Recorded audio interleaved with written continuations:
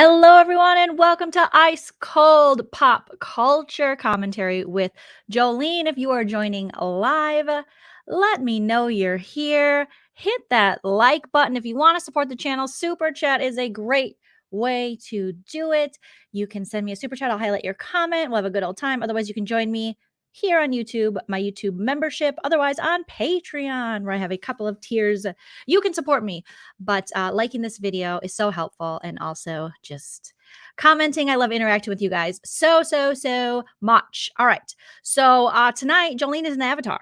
I might be an avatar for a while, you guys, because you don't have to put on makeup or a bra. I don't know if you know that.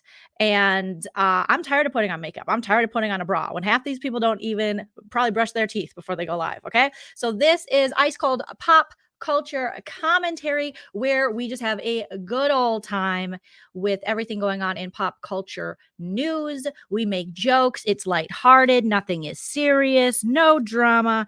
Just a good time. All right. So we have a couple things that we are going to be discussing tonight. I just want to say hi to some of you. Yes, fuck the bra. Okay, I might have just got demonetized for that, but that's okay. We're going to have a good time. I love you, but I'm broke. No worries. A like is as good as currency, and then commenting also really helps. All right. So welcome, you guys. Hopefully you're having a really good, what day is it? Wednesday? It's Wednesday. Okay. We have things to talk about. We have so many things, so many ice cold updates in pop culture news. So tonight we're going to be talking about Up and Adam. Our friend Up and Adam did an exclusive interview today with Mary Cosby from the Real Housewives of Salt Lake City, her parents, her mom, Rozzy, and then her really loud, annoying stepdad. Okay. Again, this is commentary, so I'm going to be very opinionated and we're going to have fun. All right. But he talked too much and his tennis shoes were very loud, but we will get into that. But shout out to Up and Adam. If you guys want to watch that exclusive interview, if you haven't already, I put a link in the description. So obviously go support Adam. He is on his way to 100K subs, which means he gets one of those amazing plaques. And everybody on YouTube is working for that 100K plaque. And this year I have a goal of getting to 50K subs. I think we can do it. We're almost to 22K subs, you guys. So subscribe. But yes, Up and Adam's interview was crazy. So I'm going to be talking about it here, pulling up some screenshots, but go support Up and Adam. Okay. We're also going to be talking about Cardi B versus Tasha K. I was over tonight while I was eating my dinner. I had some poke, and I was watching Mims. Shout out to Make It Make Sense, my friend over there, his channel. And he had a great panel. Shannon Van was on there, a bunch of people. And they were talking about Tasha K versus Cardi B, the lawsuit that very well could change these YouTube rules. Because if you guys don't know, these YouTube streets are very reckless. They're also like the Wild Wild West. YouTube doesn't yet know how to regulate its content creators, protect people from slander, libel, this, that, and the other thing, especially the average everyday person. And some of these bloggers are just off, just crazy. I used to think I was naive, you guys. Let me know if you guys, yeah, Adam looks so damn cute. He really did. He looked adorable. He did a fantastic job. Go watch that interview. But I used to think these bloggers, and obviously Up and Adam, Kempire, like our friends that we support on this channel, they're excluded from this. But some bloggers, do you guys know that they just make shit up? They just make shit up. They don't even, I used to think, oh my God, they must have contacts. They must have this, that, and the other thing. They don't. They just make shit up. And you know how I found that out? When they started doing it about me, a little tiny 22K subscriber YouTube channel. They were just making stuff up. And I'm like, huh? Well, you don't even know me. You don't know anyone that knows me. You don't know anything about anything. And then you see, oh my God, they've been doing that this whole time. But I was dumb to the bloggerverse when I got on YouTube, because I got on here as a comedian and to cover some of my favorite shows like Big Brother on CBS. And so I would look at the blogs and look at all the tea, and I think, well, you know, they got to know something. They got to know someone. They got to have some journalistic integrity. I would say 70% don't, especially on YouTube. They just go for clicks and views. So when they're not providing commentary, they're saying this is your news. This is your pop culture news. Like for me, this is not your pop culture news. This is just my commentary on what's happening in the news from a comedian perspective and someone who likes to hear herself talk. That's what that is. Thank you, Nini Gruff, for the first super chat of the live. Nana's not here, so no bodily function chat. Okay, I will try not to talk about bodily functions. Okay, I'll try. Okay, so what we have going on right now with Tasha K is, and we'll get into that, is Cardi B's lawsuit against her for libel, for the things that she has said about her. And some of this stuff is like, holy shit, Tasha K, you said that? I'll be honest with you, I'm not a super big Tasha K fan, but I'm not a super big not Tasha K fan. I love to see a woman succeed here on YouTube, but it sucks that from what I'm hearing, it looks like Tasha K is going down a all about the tea type direction where it's just like scandalous and isn't necessarily followed up with any facts. So that's really too bad because I think Tasha K has such a strong personality and is entertaining and doesn't need to be making shit up. But again, I don't know. I'm not, like I said, I don't follow everything Tasha K does, but now that I'm a YouTuber, I have had experience with these bloggers and them just saying stuff and just watching all these reality shows. I'm very interested in this case and to see what happens. So we will get into that tonight. And we're also going to be talking about Celebrity Big Brother, which premieres February 2nd. Celebrity Big Brother US season 3. Very, very, very excited about that. And there's been lots of cast rumors that have dropped. And so we're going to talk about all of that here tonight. Okay. Supposedly Tasha and the Avatar talked after. Oh my God. Oh God. Oh yeah. Oh, good.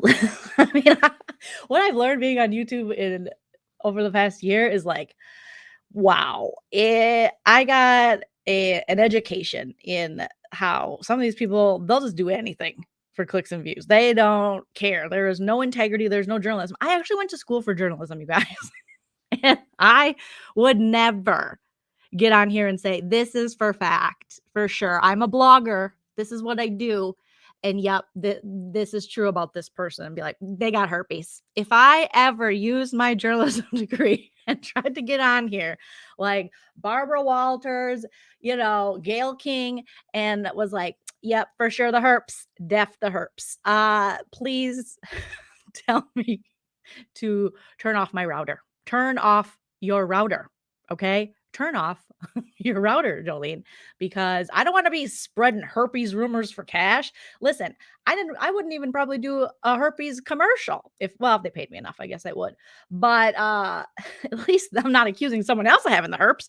One time as a comedic actress, they tried to get me to do a Depends commercial. And I said, no, thank you. I am too young. I was like 35 at the time. And my agent was like, what are you doing? And I'm like, I'm not going to sell out. I'm going to be in that diaper the rest of my life. Okay. So this money I'm going to earn right now, it's not worth me having to see myself in a diaper. Granted, I looked really good at 35.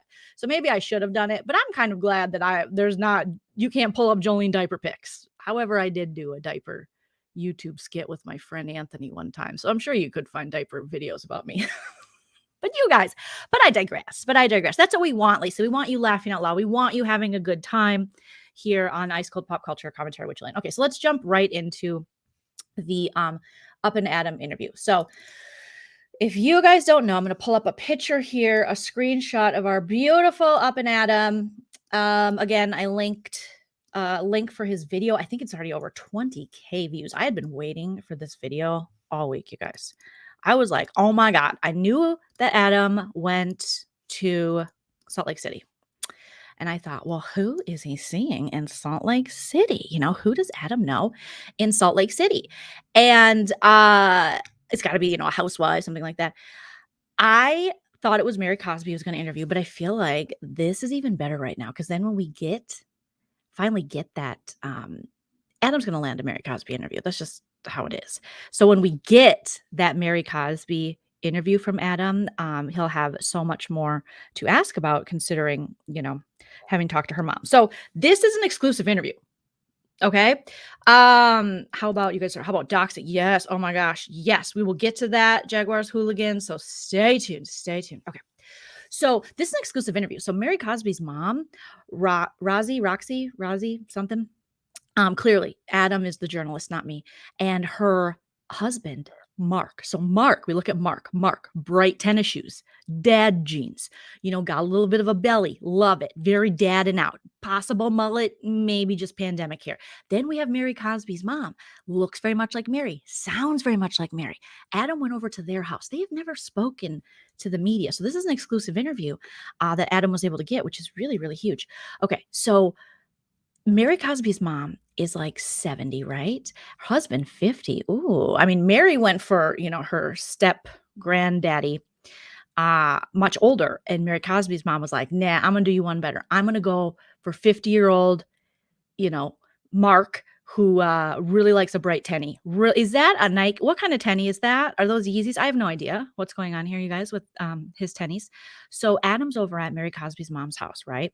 And as you can see um over the fireplace is a picture of the woman.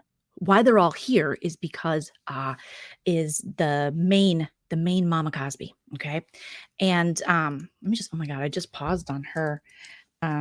Mary Cosby's grandma. Okay. And her name, I want to get her exact name here, you guys, for you guys, Rosemary Cosby. So over the mantle is a picture of the Rosemary Cosby, who left behind this huge legacy of businesses and this church that we see in the Real Housewives of Salt Lake City, that Mary Cosby is the leader of. This church has been rumored by a lot of people to be very cult-like. And on this season of Housewives of Salt Lake City, there are people on the show who are saying that it's run like a cult. There's a certain gentleman, Cameron, rest in peace, who passed away unexpectedly. And he was featured this season, and he was like basically saying Mary Cosby is a scammer and all this stuff. He did not have good things to say about her, and that this church and Mary Cosby and her step grandfather Robert, who is now her husband for 20 some years, scams them out of money and all kinds of stuff. So the story basically starts with Rosemary Cosby passes away. During the interview, Mary Cosby's mom and Mark, her very loud husband, both in mouth and in shoe choice, they were saying that Rosemary Cosby died very suddenly. Very suddenly.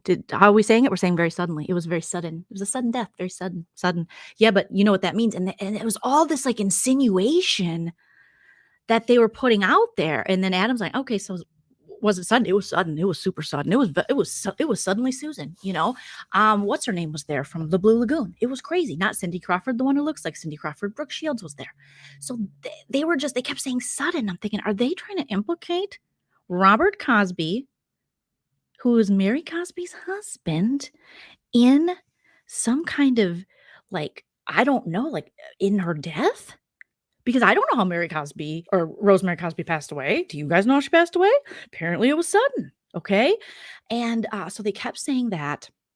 And basically, Adam was asking about what we all have wanted to know about forever, which Mary Cosby has talked about on Salt Lake City, but that Mary Cosby married her step grandfather. So after Rosemary passed away very suddenly, allegedly, that is when Robert Sr., her now husband, who was her step grandfather then, who was married to Rosemary, that's when he said, guys, that's so weird. I just pulled up the will, guys, and it looks like, it says, Rosemary said I got to marry the hot young granddaughter. Darn it. I wish she wouldn't have put that in there. It's been a weird thing since day one, since Mary Cosby joined Salt Lake City, and we found out that her husband is her step grandfather that used to be married to her now deceased grandmother. We were like, what? Huh? And we've been told this tale or truth or whatever it is, we still don't know, that this is the way Rosemary wanted it, that she wrote it in her will, and that this family has been divided ever since because some were saying that Mary Cosby's mom, who was Rosemary's daughter, who you're seeing here with Up and Adam, that she wanted to marry him so they could take over this church, this legacy, and businesses that Rosemary was leaving behind. But according to this interview, Mary Cosby's mom said, oh no, I was already married to Marky Mark and the Funky Bunch over here, and I did not want to marry my stepfather, which is even creepier than your step grandfather, if you can even believe, okay, that. And then Marky Mark and the Funky Shoes said, yeah, he tried to get my wife. So there was all these allegations being thrown around. And apparently they were like, no, Rosemary did not want Mary Cosby, her granddaughter, to marry her husband. This is just what Robert Cosby said and convinced Mary of. So Mary Cosby's mom, through this whole interview, her and Mark were both, we love Mary. We just want Mary away from this Robert Cosby, who they said is a creepy dude. Okay? Creepy dude. I would say anyone willing to marry their step grandchild, probably creepy. Probably creepy. Okay? So the whole interview, Mary's mom was very emotional. She's 70. So allegedly when you're 70, you can't talk that much. So you have to have your 50-year-old husband talk. Now, Adam did a Q&A after the interview, and he explained a lot of it is that, Mary Cosby's mom was very upset and emotional. And so she wanted Mark to do a lot of the talking because I think that a lot of people in the chat were like, shut up, loud shoes. We want to hear from Mary Cosby's mom. But instead, we heard a lot from Mark. But you could see that Mary Cosby's mom was visibly shaken throughout this interview. Okay. Not only by the 80s furniture or the lack thereof, but also by the questions about her daughter, who she hasn't spoken to her daughter, Mary Cosby. An interesting fact, she also doesn't talk to her other daughter, who Marky Mark and the Loud Shoes, the husband, said, well, Robert, if Rosemary Cosby really wanted her husband to marry one of her grandchildren after she passed, why did she pick Mary and not Denise? Because apparently there's another sister that Mary Cosby has, that Mary Cosby's mom obviously birthed from her baby door. And Mary Cosby's mom don't talk to her either. They had some kind of fallout. Her name is Denise. Because when Mary Cosby's grandmother, Rosemary, passed away, and Robert was like, oh, God, BT dubs, your grandma said you got to marry me when you're, when she's, croaked. And they were like, really? I guess I have to. Mary was already married to somebody else. And apparently they were saying, Marky Mark was explaining that in the Pentecostal religion or the church, I don't know anything about Pentecostals. Forgive me. I was raised Catholic, didn't want to be, was forced. Now I choose to just, believe in the ocean.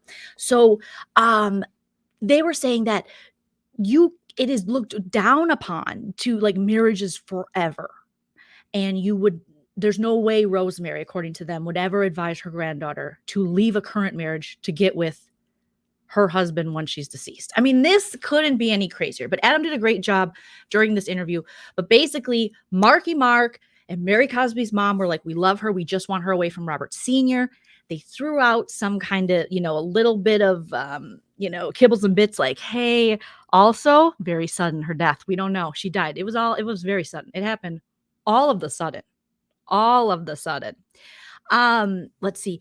Art by Raquel says, you heard the mother say her other daughter wanted Mark. Oh, yes. I mean, it's messy. Apparently Denise might have wanted Marky Mark for his, bootcut jeans and shoe choice, but they don't talk. And then there was a point where they were talking about grandkids and maybe Denise's kids or maybe cousins' kids. So this family has been all over doing interviews. But again, this is Mary Cosby's mom's first interview. But I think Cheryl's got some interviews up with some cousins and stuff.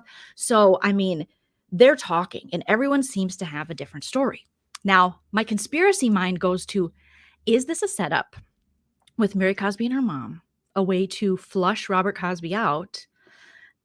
Since Mary Cosby since her parents are kind of like, oh, hey, this isn't Mary's fault, because everything Adam was asking about, if is the church a cult, the things that people are saying, they were like, well, if it is, it's not because of Mary, it's because of Robert. Or no, we believe, basically they were saying that Robert groomed Mary. In so many words, they were explaining that he groomed her and convinced her that her grandmother, Rosemary, wanted this for Mary, but they were like, this is not at all what Rosemary wanted. And actually the court, I think they decided in Mary Cosby's mom's favor on some of her estate or something. It's all very, very confusing and very messy. But basically, all of their answers came back to Robert Sr.'s gross. He's real gross. That's what they just kept saying. He's disgusting. He's so gross. Apparently, Marky Mark had a family member that passed away, and they had the service over at the church that Mary Cosby and Robert Sr.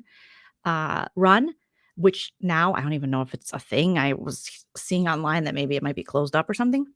And he had a family member pass away, and the service was there, and Robert Sr. was like, you shall not enter. And he's like, who does that? But every time Mary Cosby's mom had something to say, here comes Marky Mark. Let me say this. So I think, he was there to support his wife and speak for her, allegedly, but there were times many times where he should have just been like, no, just I wish Mary Cosby's mom would have been like, we got it, Mark. I'm good now. But you could tell, like Adam said in his after interview, that Mary Cosby's mom, I keep calling her Mary Cosby's mom because I just enjoy it. So I'm sorry, you guys, that she didn't want to take off her sunglasses. Like she's very emotional about not having this relationship with her daughter. So, there's their story, there's Mary Cosby's story, and somewhere in the middle there lies the truth. Okay. Hey, boo. Yes, beefy Joleen. We got that ice cold tea. Ice cold. Ice cold pop culture commentary. It's a family dynamic, exactly, Aaron, that doesn't make sense. It just doesn't make sense. And this all has to do with Rosemary Cosby's money, her businesses. Now, some people, and put in the chat what you guys think, because are you on the side of Mary Cosby is not a victim in this? Robert Sr. did not groom her. She knew what she was getting into when she left her husband in her early 20s and is materialistic. And that's that. Or did Robert Sr. see an opportunity as a much younger husband to Mary Cosby's grandmother once she passed away and start grooming Mary Cosby and convince her that this is what your grandmother would have wanted? I can't imagine my grandfather, I've never had a step grandfather, going, this is what your grandma would have wanted. I've been like, ew, gross. Ew, gross, grandpa. I don't know. And we've seen on the show, Mary, like Adam mentioned during the interview, struggle with like, when it was time to consummate the grandpa marriage, that was hard. I mean, for him, like hard, but hard for her in a different way, if you guys know what I'm saying. Okay. If she was a victim, Miss B. Carter says not a victim. I think it's a combination of both of those. Aaron, I think that is a beautiful point because it is something that, it's hard to say for sure one way or the other because she was so young. And who knows, growing up in this strange family dynamic and with this step grandfather around since Mary Cosby's a little kid and what we know now about how women are groomed and things like that, and not even women, but like children, it's very scary. So I think it kind of is. A lot of you guys are saying it's a combination of both. And I agree with you. It definitely, what this interview did for me, and maybe I'm thinking that's where my conspiracy mind goes in, is like, is this what was meant to happen? Because we always see housewives go on the Housewives when they're in kind of turbulent marriages, and it's either for the woman to get out or for the man to leave her and go, gave you something, bye, a la Kelsey Grammer to Camille. So I don't know if this is kind of maybe Mary Cosby has reached out to her mom and they're trying to plan her escape, her great escape from Robert Sr. I know that's a stretch, but that was just kind of where my head went at the time. I'll definitely be talking about that. I just have been watching a ton of Britney Spears stuff. So I definitely will do that, Lulu. Definitely, definitely. She was not old enough to be a victim. I feel she saw dollar signs. Yes, dollar signs, but also you can still be kind of materialistic and groomed. You know what I mean? Please don't call him Marky Mark. I love Mark Wahlberg. Sorry, Tracy. Marky Mark and the Funky Shoes. That's what I call him. That's his name now. Okay. That's his name now. Let's see. JJ Hampton. I'd like to see what you guys are saying. Mary could have definitely been groomed, but hello. How long does it take her to figure out what's happening, especially if God is speaking to you? Surely God dropped a hint. Yeah. It is hard with Mary Cosby, I think, for a lot of people to have empathy just because we've seen her horrific behavior on the show and how she kind of likens herself to God and how she's like, her tagline is, if you come for me, I'll send Jesus after you. I'm pretty sure that's sacrilegious. I mean, I'm not a super religious person, but you can't send Jesus after somebody, right?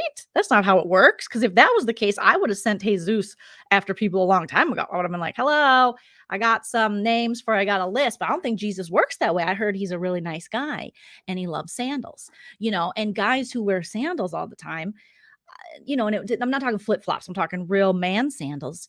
I don't think they're bad people. They're, surfers, unemployed, and Jesus. So there you go. But yeah, I'm not sure. Yes, Mary Cosby for CBB US 3. So we'll see, because we could tell this season that Mary Cosby and Robert Sr., the relationship strained, very, very strained. He was in the Panakuchen, living in a whole different state in one of the many houses they own. She was living in her closet, talking to mannequin heads and counting her Chanels. All right, regifting red bottoms and saying culturally inappropriate, insensitive things to her cast members. So it's an interesting relationship. Very interesting. Drita says Mary likes nice things. That's why she stayed. Yeah, that's why she stayed. And I think just you start that young, and then this is your legacy, and you're hoping that Robert Sr., I mean, not to be too crude, but I'm sure she's like, well, he's gonna, kick the bucket before I will, and then I can, get a real husband. I'm just imagining that that's what someone like that might possibly think. So there you go. If you've ever read or watched Candid Mary, reminds me, okay, glitter and be gay is all about being those. None of that made sense to me, Renee, but I bet it's really, and I bet that's a really good point that I did not understand, nor could I pronounce all the words in your sentence. So I'm just going to unhighlight that. Sometimes I don't read the things before I highlight them. And that has gotten me in trouble. Mary is in her own world for sure. She definitely is. One Flew Over the Cuckoo's Nest. Yes. I have actually seen that movie. Did I read that in college? I don't remember, but I saw the Robert De Niro version. So, all right, Nurse Ratched. I do know that reference. And there you go. Dear Dana is saying, if she was a child at the time it was occurring, I would say groomed, but she was married prior to it occurring. I feel he gaslit her to some degree to convince her it was okay.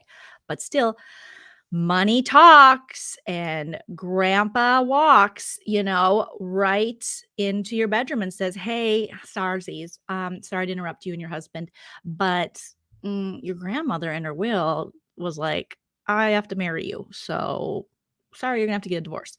So there was a lot of allegations thrown out in this interview. It was a lot of Mark talking. It was a lot of great questions by Adam. We got to see a softer side of Mary coming through the words of her mom. And for the first time, kind of looking at Mary as someone who, I don't want to say victim, but someone, who maybe isn't as calculated as she seems, and someone who might have been manipulated by a much older man with, not the greatest intentions, if that makes any sense, you guys. But that, it was, because I mean, if you look at this, let's see if I can pull this up. This is, I think, their wedding picture. And when Mary talks on the show, she was like, I didn't know when I'd be able to have sex with him. And I would have been like, never. I mean, if she's got that close enough contact with Jesus, be like, can you make his wiener not work so I never have to have sex with him? If she can send Jesus for you, like she says in her tagline, I feel like she could send Jesus to, snip up Robert's wiener so it's not fully functioning. I don't know, but just creepy. Just, to me, in my opinion, the whole situation is weird. And it is sad that a family is divided by a death, which, you know what is so common? I feel like this is going to turn into, and I said it in Adam's chat, and shout out to Down with Jason, because he was like, yes. And I think we should pitch it. Ryan Murphy is going to pick up this as an American crime series. It really should be, because this family has a lot of interesting dynamics, and definitely, would be something that you'd want to do.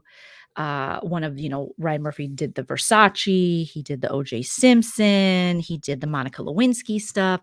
Get into this family, because it's this Rosemary Cosby being the matriarch of the family, and she developed this huge church and these successful businesses. She passes away. All of a sudden her husband's like, gotta marry one of your granddaughters. And the whole family is broken up about it. And there's allegations of the church being a cult, and you got a grandpa marrying a granddaughter, and you got a mom who looks just like the daughter, and now they don't talk, and you got cousins who don't talk to the mom, and you got this daughter Denise, who allegedly, according to Marky Mark, like I said earlier, Denise, Mary's sister, fully single. But Robert Sr. was like, I don't like him single. I like my granddaughters married. That's what he said. So he picked up Mary Cosby, who was married at the time to this other guy. And so she had to leave him and be like, sorry, I know I promised forever, but I have to marry my grandfather. It's just what my grandma wanted. I can't imagine that, okay? Yes, send erectile dysfunction. Send something, okay? Take back all of the, what are those pills guys take to get boners? Go back in time. Peggy Sue got married, that shit, and make it like it never happened. Okay. They do need to interview the ex-husband. So I feel like Ryan Murphy, if you're listening, I know you're a big fan of the show. Shout out to Ryan Murphy, American Horror Story, and all the American crime series he does. You want to get on this Mary Cosby, Rosemary Cosby's family. This will be so good. So good. And I'm here to watch it. I'm here to watch it all. Yeah. Sounds like he was crushing on Mary for a long time. Viagra. Thank you. Thank you. Yes. So we will see. But overall, shout out to Up and Adam. This was an amazing interview. This was a huge get that I'm sure a lot of bloggers want. But I think when you are someone who, shows some integrity, doesn't just make up lies about people, that's how you get these kind of interviews, because people feel like they can trust you. And that's why Adam, in my opinion, gets these good interviews. He also had an interview with Tamara Judge from Orange County. So killing it. All right, let's get into our next topic, you guys, which let me stop sharing for a second and I will pull that up. We're going to talk about the Cardi B versus Tasha K lawsuit. All right, so let me pull this over here and pull up a picture for you guys so you can see. So let me know all your Cardi B, Tasha K thoughts and opinions in the chat. And let's get a nice picture of these two that has been circulating. Okay, so Joleen, bear with me. We'll do a little bit of, let's see if we can, I should have I'd hate that countdown. It gives me PTSD now if I hear it, but we can do a Michael Darby from Real House of Atomic transition.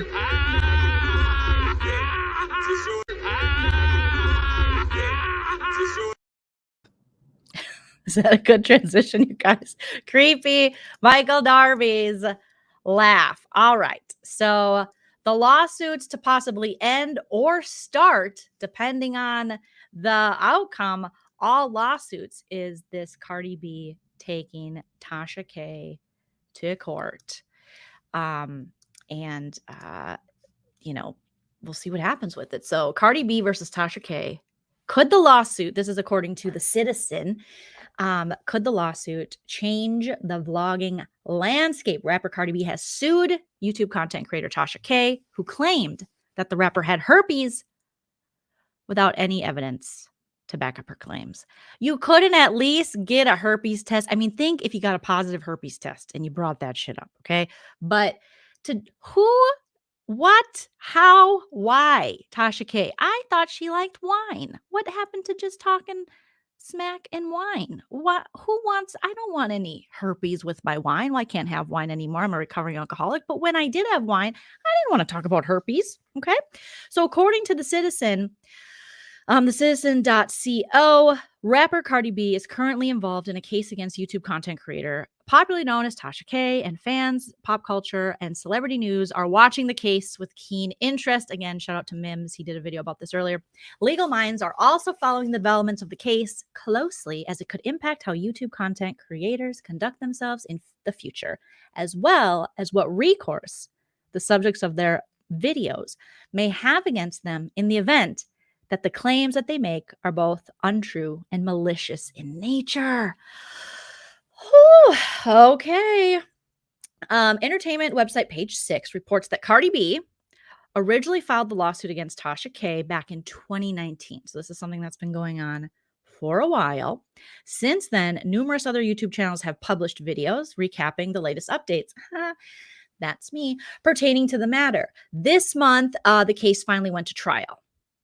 And Cardi B even took the stand to share how the aftermath of what Tasha K said about her led to her feeling suicidal. Page 6 further reported that Cardi's lawyers accused Tasha K of spreading other false narratives about her, including that she cheated on her husband, used cocaine, was a prostitute, and she effed herself. This is a direct quote. She effed herself with beer bottles on effing stripper stages. That is a quote from Tasha K. She's speaking about Cardi B, herself with beer bottles on effing stripper stages. That's not feminism. That's also, I don't care. Also, probably not. Also dangerous. Don't do that. If the glass breaks inside, ooh, that's going to be a sore baby door. Okay. Wow. Contributing news producer for TMZ and editor-in-chief at the Hip Hop Inquirer, Dennis Byron, has been in court for proceedings and has been sharing updates via his social media channels on almost a daily basis. According to Byron, Tasha K admitted in court that she knowingly lied about Cardi B having herpes because she knew that she would make money from the traction gained by those stories.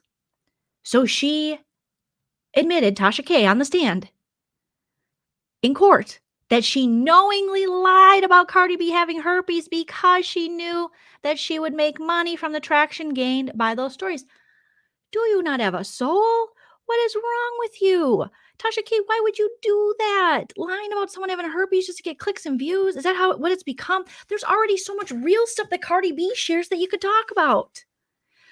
I mean, that's crazy to me that you would just sit up there and just go, I know I'm lying about this. I mean, I shouldn't say it's crazy to me because there are smaller channels that do this on the regular, but it's crazy to me that someone with Tasha K's platform, that has to be some kind of like chasing this money, chasing this rush of YouTube fame and success. And that's the crazy thing about YouTube, you guys, is you have to be so careful not to get wrapped up in that, because we see the people that are wrapped up in that and they're very, very sick.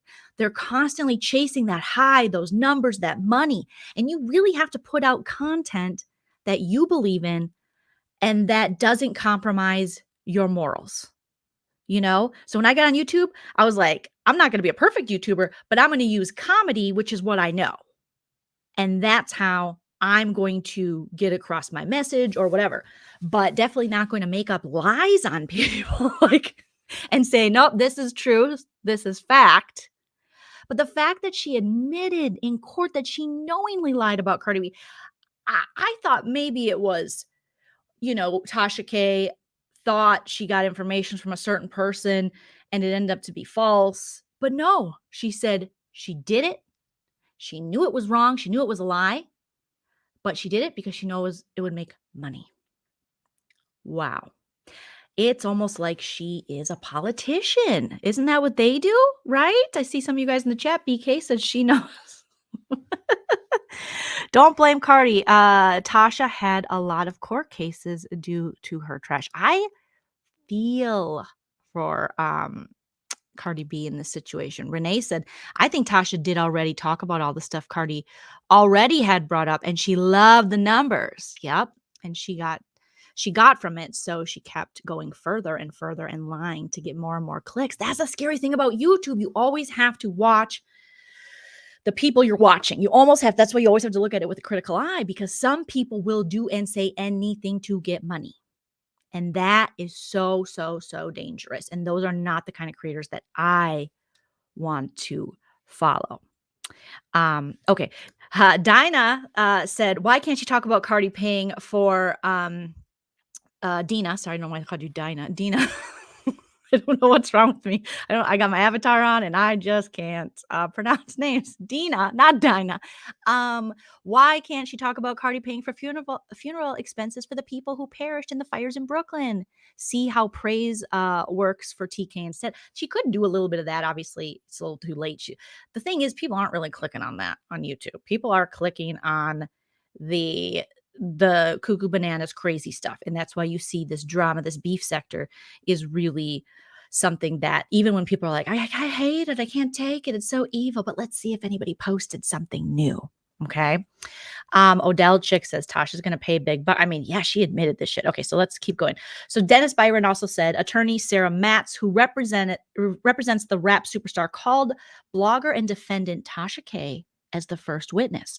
Lawyer played a video to the jury. Can you imagine the jury watching this?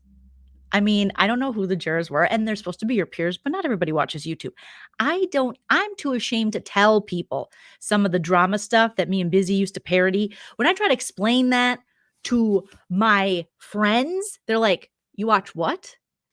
I'm like, but we like, parody it. They're like, "But those are real people." I'm like, "Yeah, but it's when you see someone who's never turned on YouTube for drama stuff, never watched any of it, and they're like, so they just scream, show your face at each other and clap their hands?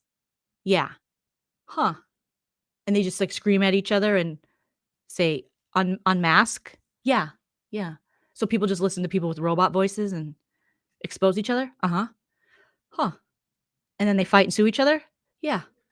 It's crazy when you explain that to people who have never watched that. They're like, "So this is entertainment?" And I'm like, "I mean, to some. I mean, obviously, only when I'm really bored. You just lie and you say, 'I would not watch that.'" Anyways, that I'm talking for a friend. A friend of mine watched it. So I just wanted to see if you thought it was weird too. You do. Moving on. Okay.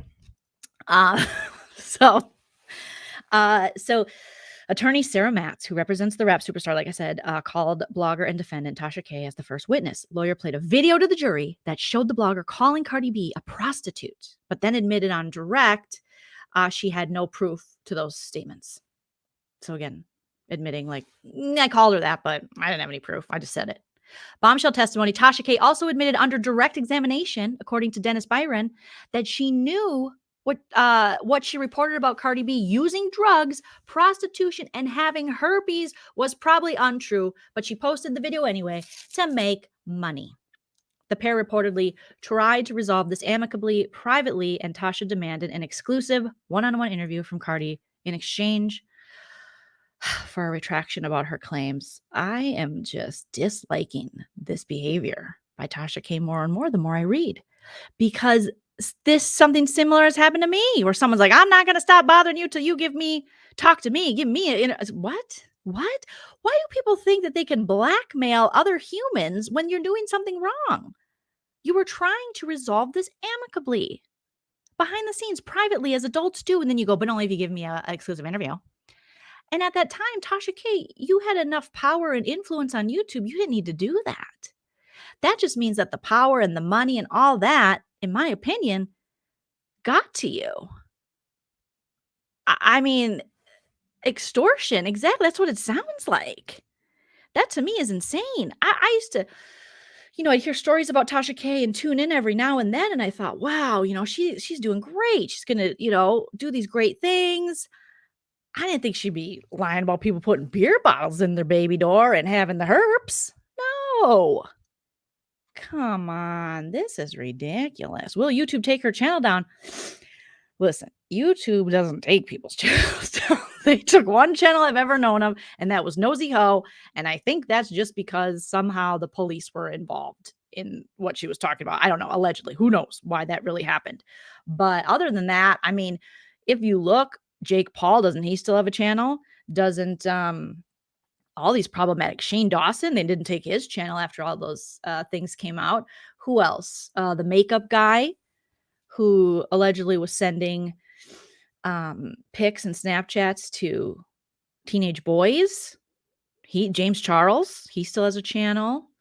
The makeup artist who used the N-word, he still has a channel. I mean, YouTube doesn't care. They don't care. They don't care. That's why cases like this might set new precedents. But again, it might not as well, because we're talking about people with money. And if you don't got a lot of money, you're really not going to be able to make the kind of effects, obviously, that Cardi B is making, So yeah, YouTube loves money. They love money. And for them, they're like, hey, we're going to let this roll on. Okay. So they wanted to, Cardi B, allegedly, and Tasha K wanted to resolve this amicably, privately.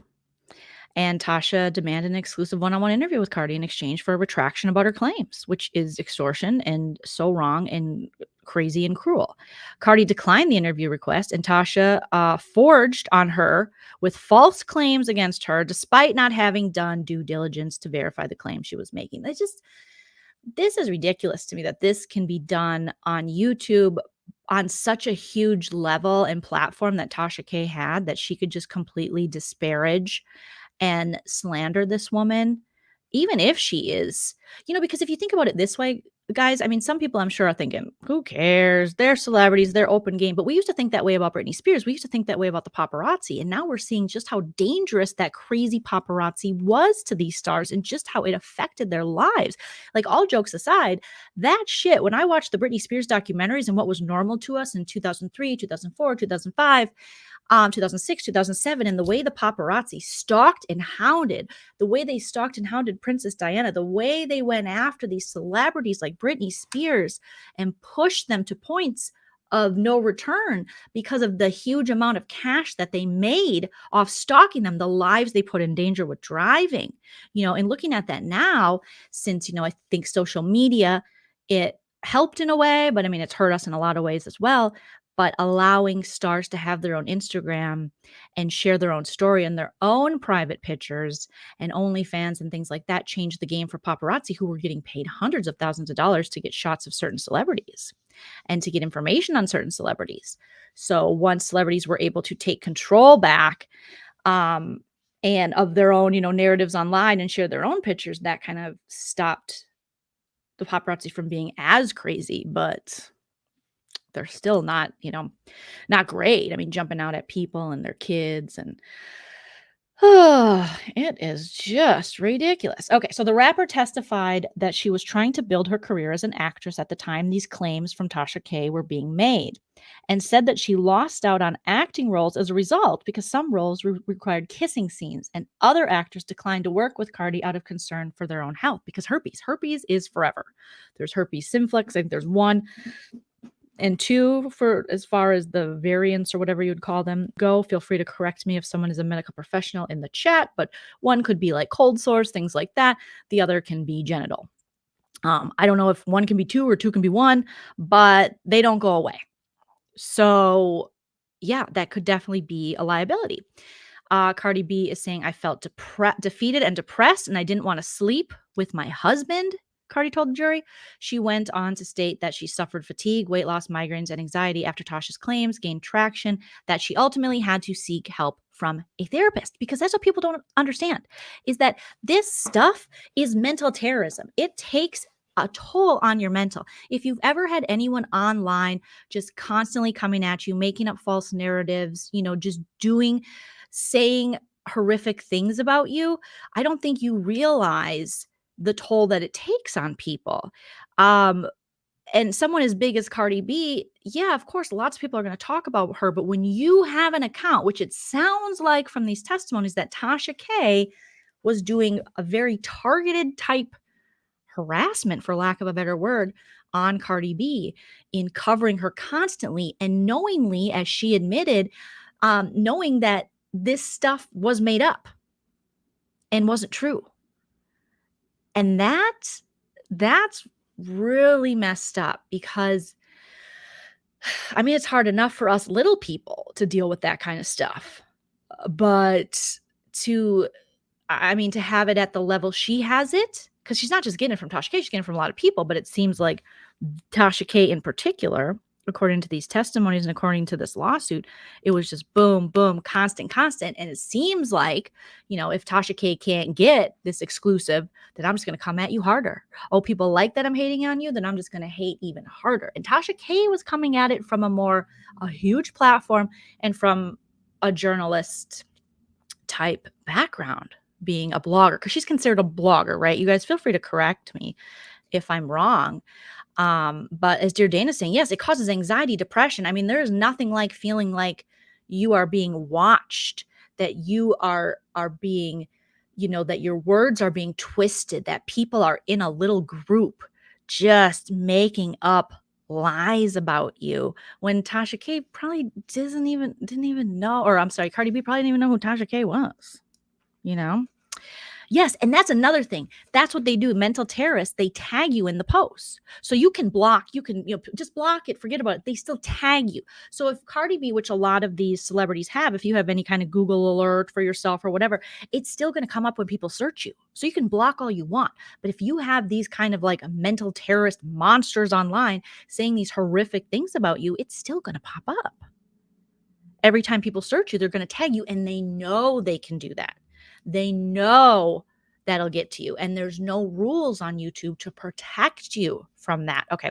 Planner Bay says her lawyers introduced her as a journalist. I mean, that is some effed up journalist shit.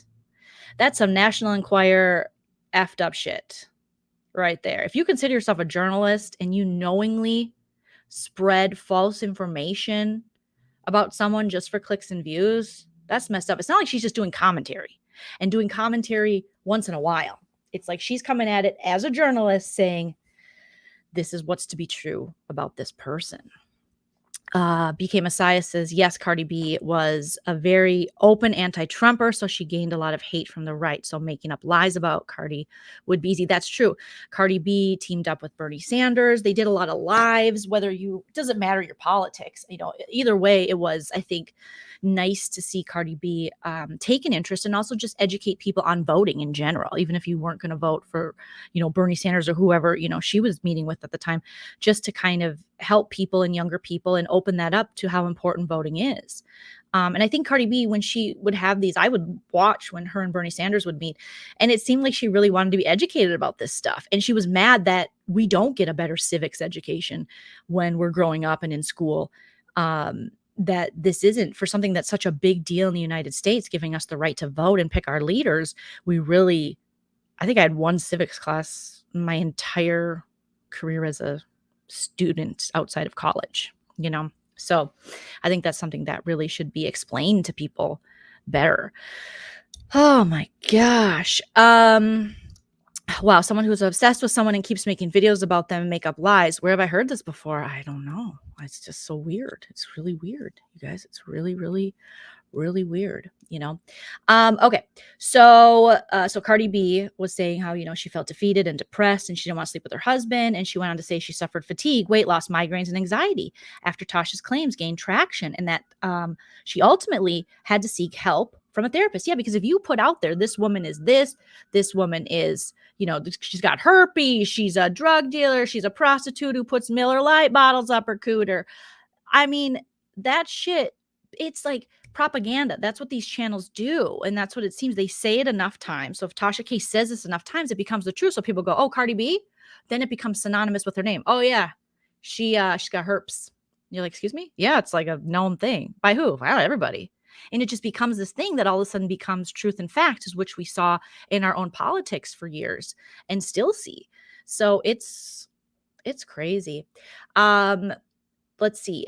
Then Dennis Byron tweeted, just to be clear, the amount of money that is at play is not $75,000 as had been falsely reported. If Cardi B wins a jury verdict against Tasha K, damages will be in the millions.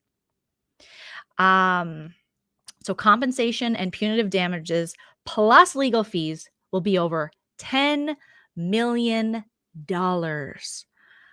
Ooh, does Tasha K have $10 million? Dear Dana says, it takes on a life of its own. These rumors, these things, they do take on a life of their own. So these bloggers have to realize, or these journalists have to realize that they have a responsibility. You have a sense of responsibility. Okay? They hold comedians to higher standards. You hear people talk more shit about what Dave Chappelle says in a joke than these bloggers who are out there ruining people's life.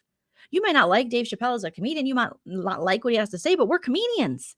And I say we're because I am a comedian. Sorry, guys. I'm not Dave Chappelle comedian, but I'm a comedian, and I feel like comedians are held on a higher pedestal sometimes than our own journalists and politicians who are supposed to have some kind of integrity. I can get up there and tell dick jokes, and that can still be considered my job if I choose to do it, so I feel like we have more outrage for when someone puts out a comedy special someone doesn't like, rather than these bloggers or these journalists who are going out there and saying, this is news, this is fact. And you're like, excuse me?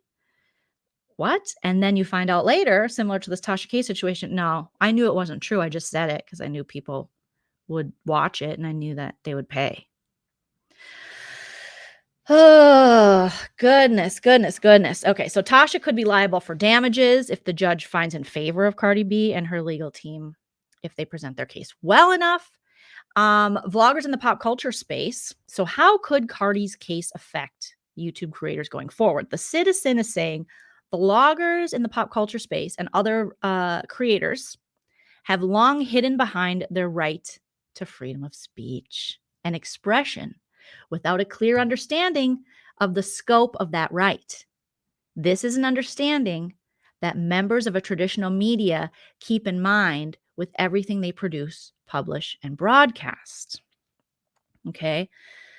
Essentially, while the right is there to safeguard free expression, it does not guarantee one the right to just do and say whatever they please. The right also comes with its own restrictions and doesn't serve as an all encompassing defense against the multitude of other laws and rights of another person as guaranteed by the Constitution of whatever country they reside in. Journalists, media houses, and other media practitioners who break this law know all too well what the consequences of making unverifiable claims can be. Over the years, YouTube has been known to update its policy, they do regularly, to ensure that its creators adhere to certain standards of behavior. However, many continue to make untrue claims about the subjects of their videos. The YouTube policy clearly states that creators agree not to upload anything that infringes on anyone else's rights, among other things. That's interesting because we see people infringing on rights left and right. One such example from South Africa is a podcast. Is podcast and chill host and founder MacGyver Mac G, who has faced legal action of his own in recent months, as have some of the guests who appear on his podcast. Due to YouTube's ever changing terms of service, which most, if not all, creators have to agree to in order to be able to use the platform, many have been left wondering if the outcome of Cardi's case against Tasha K could result in changes that could see YouTubers think twice before making unverified claims on their channel. Oh, and some of these tweets from Dennis Byron says, make no mistake, the First Amendment isn't on trial. This case is about defamation, slander, and invasion of privacy. You just can't make up arbitrary lies about a person, expect that person to accept those lies without retribution. Today, we witness the results of her actions. His next tweet says, "Good morning," saying allegedly without fact checking doesn't absolve you from defamation or slander claims. Don't fall for the okie dokie. Cardi B versus Tasha K. Hashtag just saying. And then we have another another tweet, which is a tweet that comes out of your vagina. It's a tweet. Shout out to Cardi B for taking a blogger to court. Where there's smoke, there's fire. Face asses.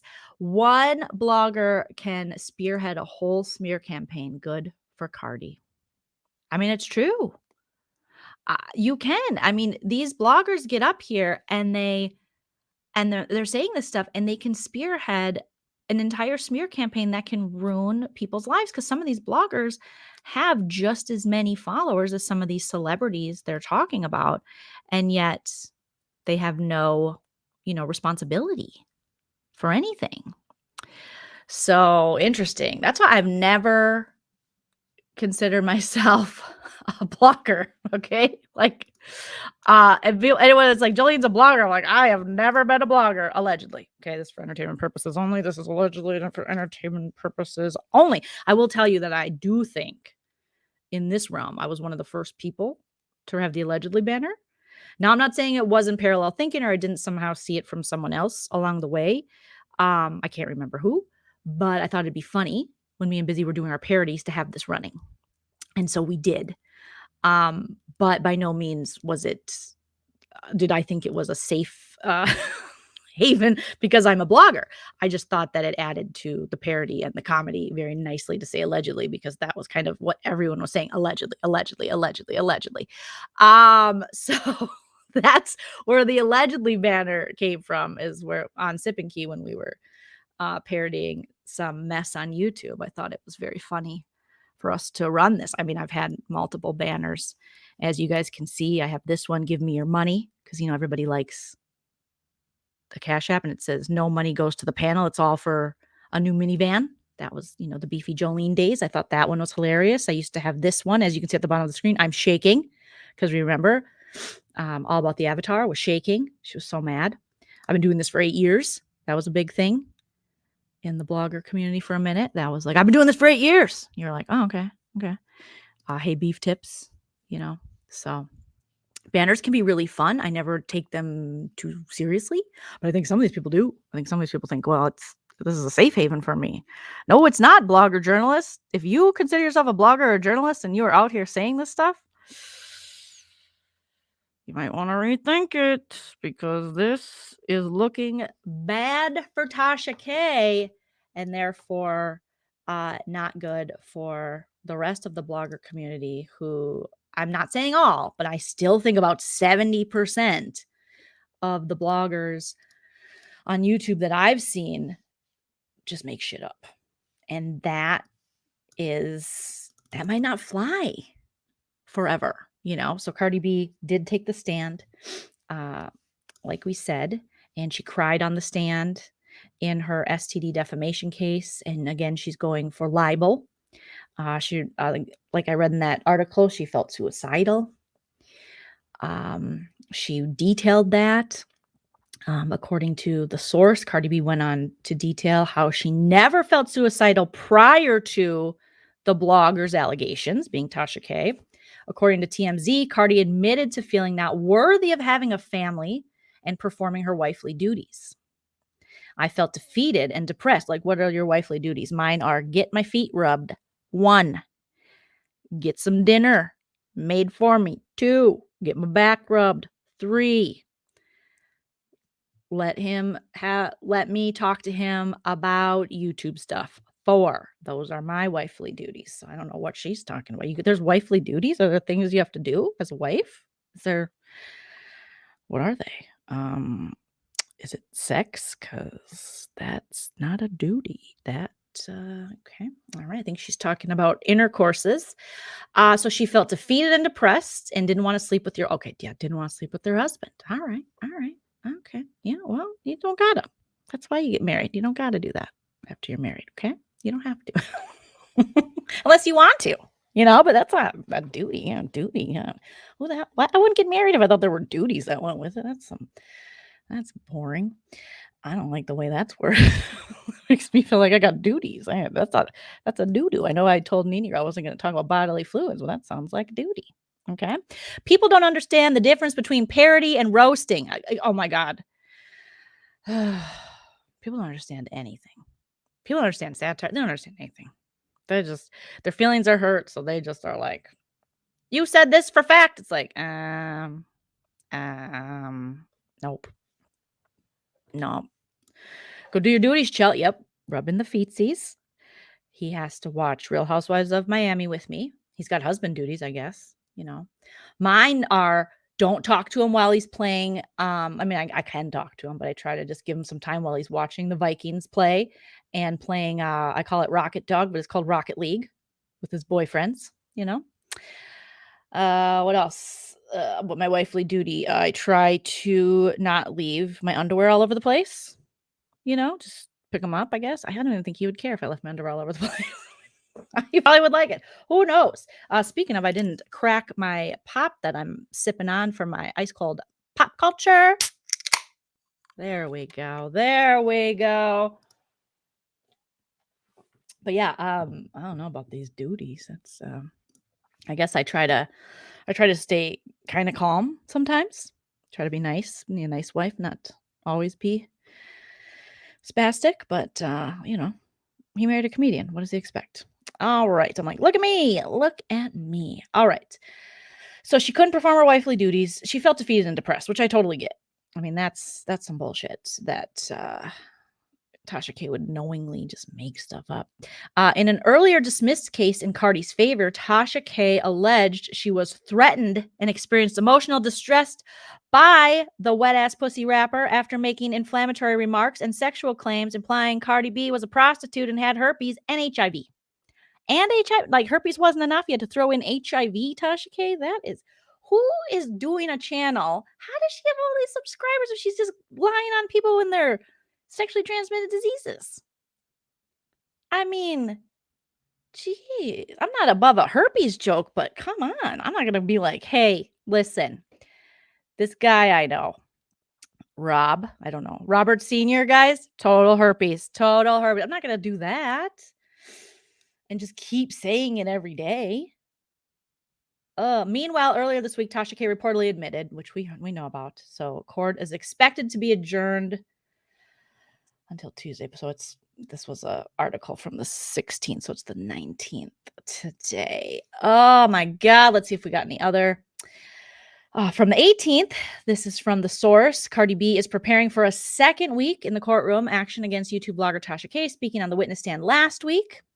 So, again, claiming of the feeling suicidal, and she alleged the rumors also caused her to experience fatigue, weight loss, and migraines. Listen, I wish someone could bully me into some weight loss. That would be amazing. No, I do not wish them to bully me into weight loss because nowadays they'll really do it. But I would love if weight loss was one of the effects of online bullying because, wow. That would be one positive for me. I'm just saying for me. I'm not talking for anybody else. According to court documents, the YouTuber claimed the Bronx native has herpes. Yep, we already talked about that. And the trial began last Monday, expected to wrap up this week. And again, it says in this article from The Source, if you or someone you know need mental health help, text STRENGTH to the crisis text line at 741-741. So again, you guys, if you need mental health help, no, all jokes aside, you can text the word strength, if my mods want to drop that in the chat, to the crisis text line 741-741 to be connected to a certified crisis counselor. This shit is a crisis. This is a damn crisis. Okay? This is a crisis. I can't imagine. People, and I think people think, well, they got money, they got this, that, whatever, it's expected. But this takes a toll on people, and people have to be held more accountable and responsible. You just can't be out there lying about people saying someone's got herpes and someone's baby door's got a beer bottle in it. You can't say that. And also repeatedly say it. And then admit on the witness stand, yeah, I knew it wasn't real. And also like saying she has HIV. And when I was watching Mim's channel, people were saying now, I don't know if this is true. You guys put in the chat that has been said before on Tasha K's channel. Like she might think it's funny to say that about people. I don't know. I eat my feelings too, Coffee Buzz. Who doesn't? Yes. And Legally Leah is here for duty. And we love you, Legally Leah. We love that you're here. Dude, let's see what you guys are saying. Drop it in the chat. Not paid by anyone says, I can't lose an ounce. Only lose my mind, right? That's how I feel too, you guys. Hit that like if you haven't already. You guys hit that like and we can move on to our next story with a little Michael Darby cleanse.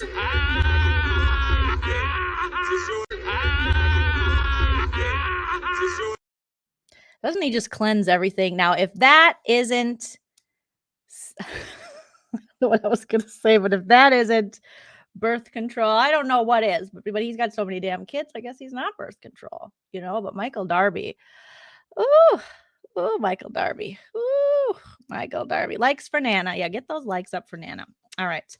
So let us get into our next topic here. Let me save this so we can talk about it. We're going to talk about Celebrity Big Brother Season 3. And if some of you only follow me for other shows, I'm telling you, watch Celebrity Big Brother. You are going to have fun with us. Even if you've never watched it before, it's going to be fun. It's only a month long. And even if you don't watch Big Brother regularly, because I know some of you who follow me are like, I don't watch that shit. Who the hell watches Big Brother? Well, we do. There's a bunch of us weirdos who still watch this reality show and love it and love to hate it.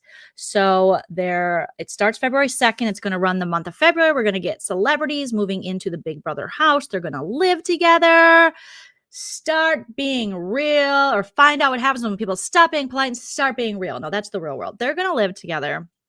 And they're going to compete to be the last celebrity standing in the house. And they have HOH competitions, which is head of household. They have veto competitions, veto ceremonies, live feeds 24/7 that I will be updating you guys on as I do. Parodies will be had. We haven't had a Celebrity Big Brother season in so long. The last one we had Dina Lohan, Candy Burris, Tamar Braxton won. It was fantastic. And then CBS was like, we're getting rid of it. And we're like, what? What? It's amazing. And I'm telling you, not paid by anyone. Just watch it. If you love celebrities, we're probably going to get some Housewives and Bravo crossover, some sports crossover. It's going to be a really good time. And you don't have to know a ton about the game. It's Celebrity Big Brother. Half these people that are entering the house won't know shit about the game. Okay. So there's been a lot of rumors. I put out my own list of who I thought was rumored and also who I thought if they entered the house, it would be kind of fun. And some of you had opinions on it, and I love it. So feel free to check out that video. I'll link it at the end of this one. But some of you mentioned that all the women I picked were over 40. Yep, they sure were. They sure were. Because I would love to watch a show of women over 40, okay? We never get one 40-year-old, and they go, oh, this old chick. Last season of regular Big Brother, we had one chick who was 41, and everyone's like, she's old. It's like, excuse me? Excuse me. We get better as we age. And all women should be saying that, even young women, because we're not going backwards, we're going forward. So we better keep spreading that lie that we get better as we age. Okay. Young people, start now, because one day you're going to be old like us and you're going to wish that the young kids that had caught on and you had started that trend. Okay. So we're going to get 12 to 14 celebrities. Now there's all these Instagram accounts and all these Twitter accounts that are like BB Insider. Now, this is according to CBB Insider. There's some Dan guy, there's Spoiler Girl on Twitter, and they all say they have the inside scoop. They probably don't. Maybe they might be right on a couple of them, but this is what people have been sharing around Twitter. So, allegedly, we're going to get some of these people I don't even know. It looks like in the corner there, we got Jillian Michaels. In the far right corner, underneath her, we got Lamar Odom. Then across the way, we got our friend Nene Leakes, which she was on my list. I hope Nene Leakes is going to be. I think this is a great time for Nene Leakes. Neo, I haven't heard him speculated before. I had Busta Rhymes, but okay, Neo, if we're going to go for musician. Todrick Hall, which Todrick Hall is a huge fan of Big Brother. So I think if anything, Todrick is for sure on this cast. And I will say that because I peeped his tour schedule, and he doesn't have any tours during this time. His tour doesn't start till after the season. He is practicing now. He did hire dancers. He has been putting that on his social media. One of his dancers was that lady with no hair who was supposed to be in this past season of Civilian Big Brother, the one who got quote unquote COVID and they had to replace with Claire, the one who followed everybody around to all the Big Brother events. She was like, I was going to be in the house. And they were like, oh, okay. Hey, I was going to be in the house. You guys don't know me, but I was going to be in the house.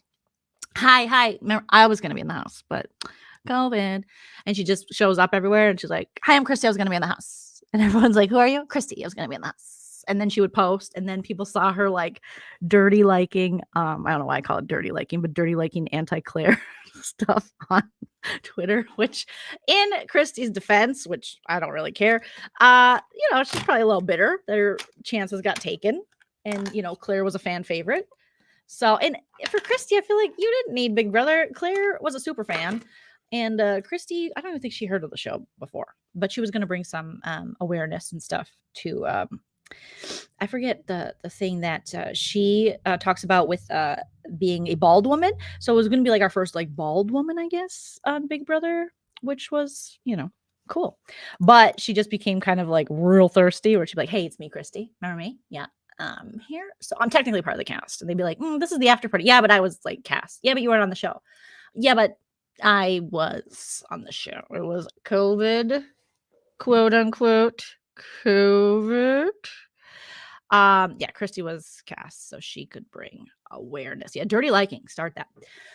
So we got Nene Leakes, Neo, Todrick Hall, who most definitely is a part of this cast. Tiffany Pollard. Now, if Tiffany Pollard is not on this cast, I live in New York. I don't know what we're gonna do because the Big Brother community as a whole, I should say the watchers and the people that tweet about it, because you do have your casuals or people that just watch and are, normal everyday Americans and Canadians and such. And then you have your psychopaths like myself and all you people who are on BB Twitter. And we have been asking for Tiffany Pollard forever. She was on BB UK. Her season was iconic. David's dead. If you haven't seen that, I always say put it into YouTube search. Tiffany Pollard, David's dead. It's hilarious. She was such a big personality on BB UK. She made that season that she was on it. Okay. So we need her. We need New York. Now, this could all blow up in our faces. We could get New York. She could say something, do something, or just maybe she just doesn't want to be there. I don't know. But I have a feeling she would deliver. Okay. Then we have Sha'Carri Richardson, which would be iconic. I never thought she would do it just because what is she, like the fastest American woman at this point? Runner, Olympian, just like huge athlete, little 5'1" powerhouse, so cool. I would love to have her, but I didn't know if she would do that.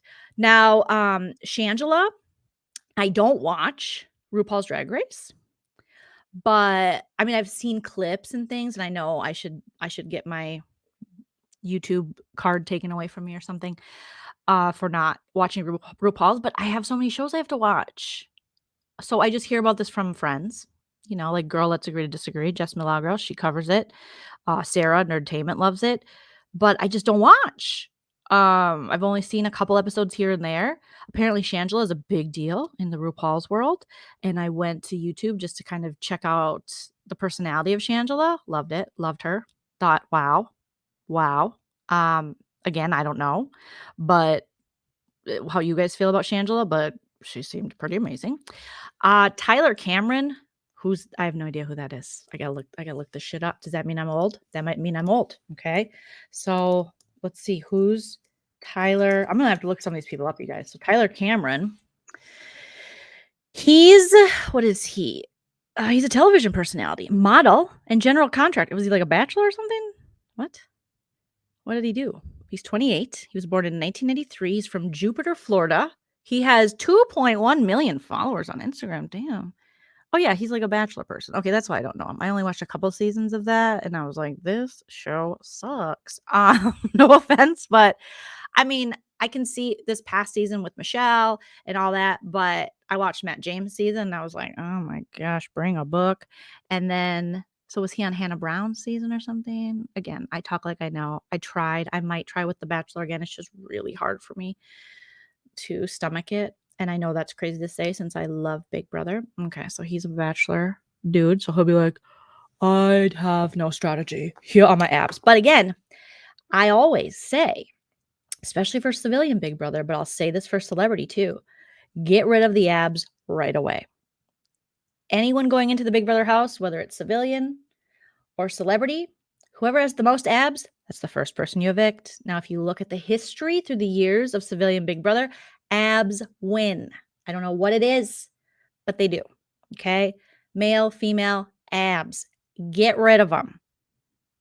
All right? If anybody has any kind of definition in their torso, they got to go. Vote them out.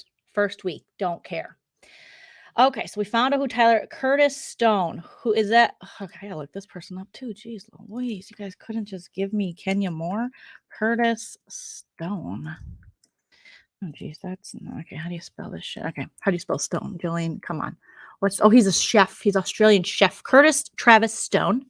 Oh, in the little chef's coat. Okay, up second on the top from the left with the hair. So that's Curtis with the good hair. He is an Australian celebrity chef, author, and television personality. He has been the fresh food and recipes ambassador for Coles supermarkets in Australia. That doesn't mean anything to me. But again, I know some people very much like cooking shows. I like eating, and I enjoy when people cook for me. So, okay, Curtis. His hair's kind of fun. So we'll see. Aaron Brady. Who? I don't know any of these damn people, you guys. Okay. Aaron Brady, American television host. Okay. Aaron Joyce Brady. I think she should just call herself Joyce. Joyce Brady is an American television host, model, and beauty pageant title holder who won Miss USA 2013. Okay. She then represented the US at Miss Universe 2013 in Moscow. On November 9th, where she placed in the top 10, Brady's the first woman from the state of Connecticut ever to be crowned Miss USA. Okay. I still think we should have Kenya Moore, but all right. What else did she do? Not that that's not enough. I love how I'm like, what else did she do? She only won Miss USA and Miss Universe. Joleen, what a dickhead. I'm just like, as I sit here with no bra on and my extra large sweatshirt, what else did this chick do? Okay. So she is an actress known for In Another Life. Never heard of it. Strictly Stalking. Never heard of it. Startup You. She's also married to Antonio Tony Capasso. Never heard of him. What is happening here? Do you guys all know who this woman is? And you're just like, Joleen, you are an idiot. Okay, you don't know who that shit. Okay, thank you. Thank you. Because I'm just like, what? All right, so cool. Good for you. Who else we got? We got Hope Hicks. Oh, jeez. Oh, we're gonna have to look her up too, you guys. Okay, Hope Hicks. Hope Hicks is a former White House communications director. Well, we had so many. I can't keep up with this. So she was born in 1988. So she's 33. She's an American public relations. So she is the 1, 2, 3. Is she the third one in? No, she maybe the fourth from the left. So she's an American public relations executive and political advisor who served in President Donald Trump's administration from 2017 to 2018 and 2020 to 2021. Oh, that'd be hilarious. Did he just like fire her? You're fired. And then she came back and he was like, you're back. You're fired again. We'll see what happens. All right. Okay. Hope Hicks. All right. Well, all right. I don't know. I feel like weren't they supposed to have other people from the Trump administration? Wasn't there other people like Kellyanne Conway or something? I don't know about this Hope Hicks. I'm gonna pull up another picture of her and see if I recognize her. Nope. She looks like she was on The Bachelorette. Nope, just looks like she's on The Bachelorette. Nuh-uh. Don't know her. Don't know her. Trump had the hots more than he did for his daughter, because that's pretty hot then. All right. Yeah. I don't know. I just remembered. Oh, why can't we get old Smokey Eye? Smokey Eye the bear. What was her name? What's his nuts' daughter? Why can't we get her? What was her name? She had that Smokey Eye. And Michelle Fitzgerald, the comedian, she made that great joke at the correspondence dinner. And they were like, oh, she's ripping on her beauty. She's saying she's ugly. It's like, no, that wasn't what the joke was about. But again, you don't expect people to understand comedy and you can't explain it to them. Sarah Sanders, yeah. Because Michelle did a joke and she said that, I wish I knew the exact joke. Michelle, what's her last name? Michelle. Oh, wait, shit. What's her? It's not Fitzgerald. I'm thinking of watching too many survivors. Michelle Wolf, not Michelle Fitzgerald. Michelle Wolf hosted the correspondence dinner, and she did a joke about her ripping up like the facts or something like that of, for the speeches and using the burned pages to create a perfect smoky eye. Sarah Huckabee Sanders, yes, thank you. And some people on the right, and that lady that was on the View at the time, who was like their right wing person, she was like, oh, she compared her. They're talking about her looks, and she compared her to the lady from Handmaid's Tale, Aunt Lydia. And Aunt Lydia's ugly, the lady said. And I was like, oh my God, this lady who was on The View is an idiot, because first of all, Aunt Lydia is not ugly. The actress who plays her is beautiful. She was comparing how she acts within the Trump administration to an Aunt Lydia. And if you watch Handmaid's Tale, you know what Aunt Lydia does. And she helps the patriarchy hold down the women as they get, SA and all that stuff. So, but of course, this woman didn't understand that. She's like, she called her ugly. I'm like, no, she called her worse than ugly. There's worse than ugly. I know. It wasn't Meghan McCain. It was this girl was worse than Meghan McCain. I forgot her name. She was skinny, brown hair. Not Meghan McCain, guys. But good guess. Excellent guess. It was a different lady that was on The View. And after Michelle Wolf did her correspondence dinner roast, she was like, how dare she? She called her Aunt Lydia. That woman's ugly. That's what you got from the Handmaid's Tale show. I'm trying to think. I gotta look her up now. Like conservative host on The View. I'm just gonna get Meghan McCain stuff like crazy, but Jedediah. Maybe it was Jedediah. Jedediah. What's her name? Okay, let me look that up. Jed. Is she a 16? What is that family that had all them kids? Sounds like a name from that. Yes, that's who it is, you guys, right? I think that's who it was. Let me put Michelle Wolf next to her. See if anything pops up.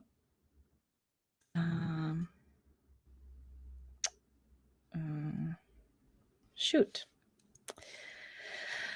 I don't know if that is, what's her last name? Jedediah The View. Okay. We're seeing the research happen in real time.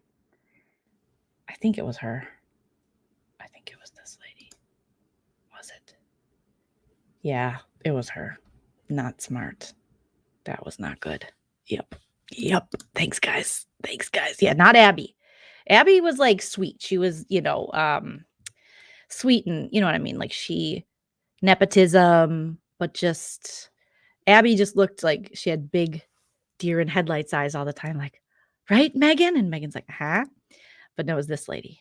And she just did not understand. I think the best conservative person they have is it Ana Navarro? I forget. I don't watch The View as much as I used to back in the day, but she's the best conservative they have. She's wholesome. Yeah.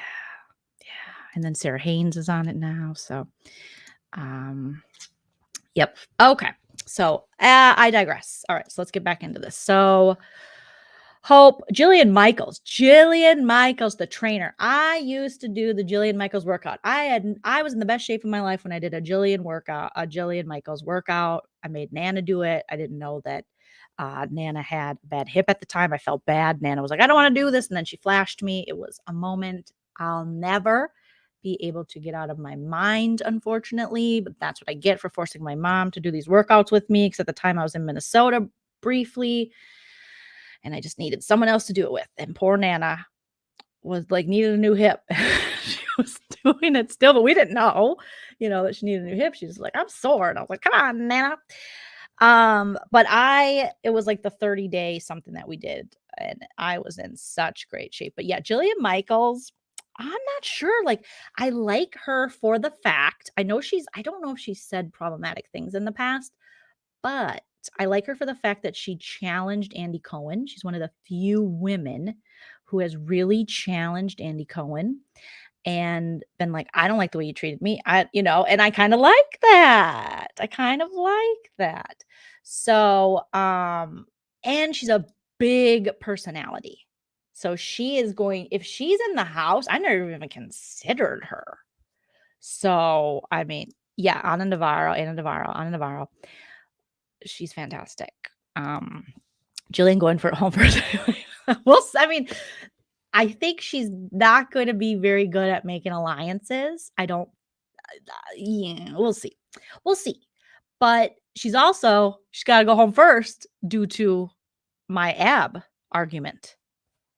Okay, but I do like how outspoken she is. Jerry Trainer. Who the freak is Jerry Trainer? And I gotta look him up too. Is he related to Megan? I know Megan Trainer. Jerry Trainer. Okay, and that is with an OR, everybody. What the heck is a Jerry Trainer? All right. What does this person do? Jerry William Trainer. Is this G-Eazy? Born 1977, is an American actor, comedian. He's a comedian, okay, and musician. He is known for playing Spencer Shay in the teen sitcom iCarly. Never seen it. And I thought everybody wanted the actual iCarly gal to be on it, and I didn't. Miranda Cosgrove. So they couldn't get Miranda, so they got Jer Bear. So that's a pretty good gig you got there, Jer Bear. He's 44. And so he's on iCarly, or he played Spencer Shay in the teen sitcom iCarly, for which he won 3 Kids' Choice Awards. He got slimed. He reprises the role of Spencer on the reboot series of the same name, and he also appeared in Drake and Josh as Crazy Steve. Oh, he's the comedian that got that Nickelodeon kind of work that's like, I'm Crazy Steve. That's a good gig to get for sure. There's some money, and Steven is saying super funny. So listen, I'm all for a comedian being in the house. I did not know. I've watched The Secret Life of Zach. No, that's not a thing. Is it The Secret? No, that's The Secret Life of Teenage. What is the Sweet Life of Zach and Cody? I've seen that back in the day, right? Was that what the show was? But I didn't know about this guy. I didn't know about Jerry Trainer. I thought it was Megan Trainor's brother. Gerald, I should say. I'm going to call him G-Eazy if he goes in the house, because isn't G-Eazy's name Gerald? And so G-Eazy might be entering the house. And he's a comedian. We always need funny people. He's from iCarly. Steven says he's funny, so I believe you. And who's the girl on the bottom left? On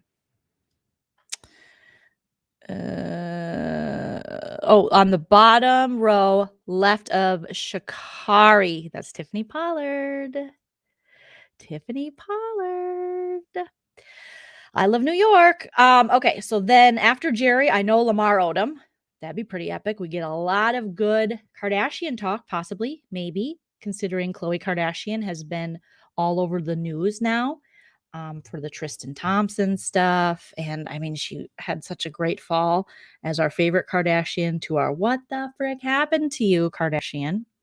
So Lamar being her ex-husband, maybe he can, I mean, on the live feed, that's what's great about the show. You got the live feeds to talk about and hear the celebrities. So you want celebrities on the show who can bring you entertainment on the live feeds, who are willing to talk about stuff. So hopefully they don't cut the feeds every time he talks about the Kardashians. But knowing Kris Jenner, he might be under like an ironclad NDA. I don't know. So yeah, comedians are always, we're the best to have around Forever Young. We are the best. Okay. They should have Jordan Woods. Yeah. Especially with Khloe now, all this stuff coming out about Tristan Thompson. He had a baby with a trainer, and just how Khloe and the Kardashians really went after Jordan. I did a video about it when it first happened. And I was just like, what are you guys doing? This is ridiculous. I mean, Jordan just, she was put through a lot, but the best thing that happened to her then is Jada Pinkett Smith, swooped her up, if I remember correctly, did a red table talk. She was a friend of the Smith family. And because the Kardashians wanted you to blame her, and I'm thinking, no, you don't blame Jordan for anything. You blame Tristan Thompson, who cannot control his wiener as a grown man. It just keeps falling in other people's baby doors. So it would be interesting to get Lamar, because I would like to. I mean, him and Khloe's relationship was such a hot mess. It was one of those quick Kardashian relationships. They got married fast. And then Lamar almost died. Remember that? And then they found him at a bunny ranch in Vegas. And he's going to have some stories to tell us. Okay. And also his time, on the Lakers. I guess I could care about that. All right. And then Nene Leakes, like I said, Neo, Todrick Hall, Tiffany Pollard, Sha'Carri Richardson, Shangela, and Tyler Cameron, who we found out is a Bachelor person from The Bachelor. All right. But yeah. Andrew said, what happened to her face of the face shot on Flavor Love? Well, she's 40 now. And I don't know. I guess I didn't even think about that, because I've seen her since Flavor of Love so much that to me it looks like what I think Tiffany Pollard looks like. But yeah. Okay. So this is a pretty good alleged cast, you guys. This isn't bad. I'm wondering if Neo's really gonna do it. I also wonder, what's Neo gonna share? Isn't he known for being pretty secretive? So I would swap out Neo. I'd definitely swap out Tyler Cameron. Don't care. Whenever they have these bachelor type people on these shows, it's never that fun. I would probably also swap out Hope Hicks, just because what? Who? And everyone else, I mean, I think it's pretty good. Now that I know who everyone is and I Googled them, I mean, I'll be happy with whoever we get, pretty much. I skipped Alexa. There's an Alexa? I think I was oh, I did skip Alexa. I was afraid to say Alexa because I was afraid that it would trigger my Alexa. Now everyone who has Alexa is like, shut up about Alexa, Joleen. Okay? Because when you say Alexa, then your Alexa turns on. Okay.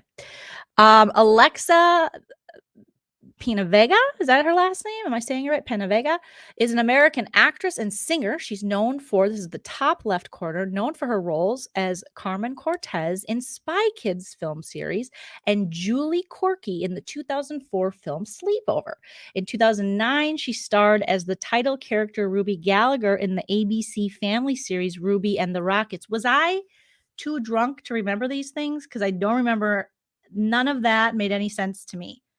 What is a Spy Kid? I think I remember that being a film. A Sleepover, I had those sometimes with grown adult men. In 2004 as well.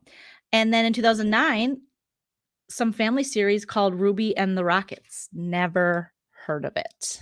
So she's an actress, very beautiful. Looks like she might have a hot husband. I'm going to pull up her Instagram here. Maybe I'll share this with you guys. She's got 1.6 million followers. So the fact that I don't know her means nothing, obviously, because everybody else knows her. And oh, she has such an adorable family. Look at this little fam bam. All right, we're gonna have to share this here. Let me get this up here. Let me stop sharing my screen. Then we'll share her little Instagram because it is adorable, but I don't know anything about her. I still want Kenya more, but you know, she's probably not going to do it if Nene does it, and she's probably filming for Atlanta, so whatever. But this is Alexa. I'm gonna quit saying her name. Okay, look at this cute family.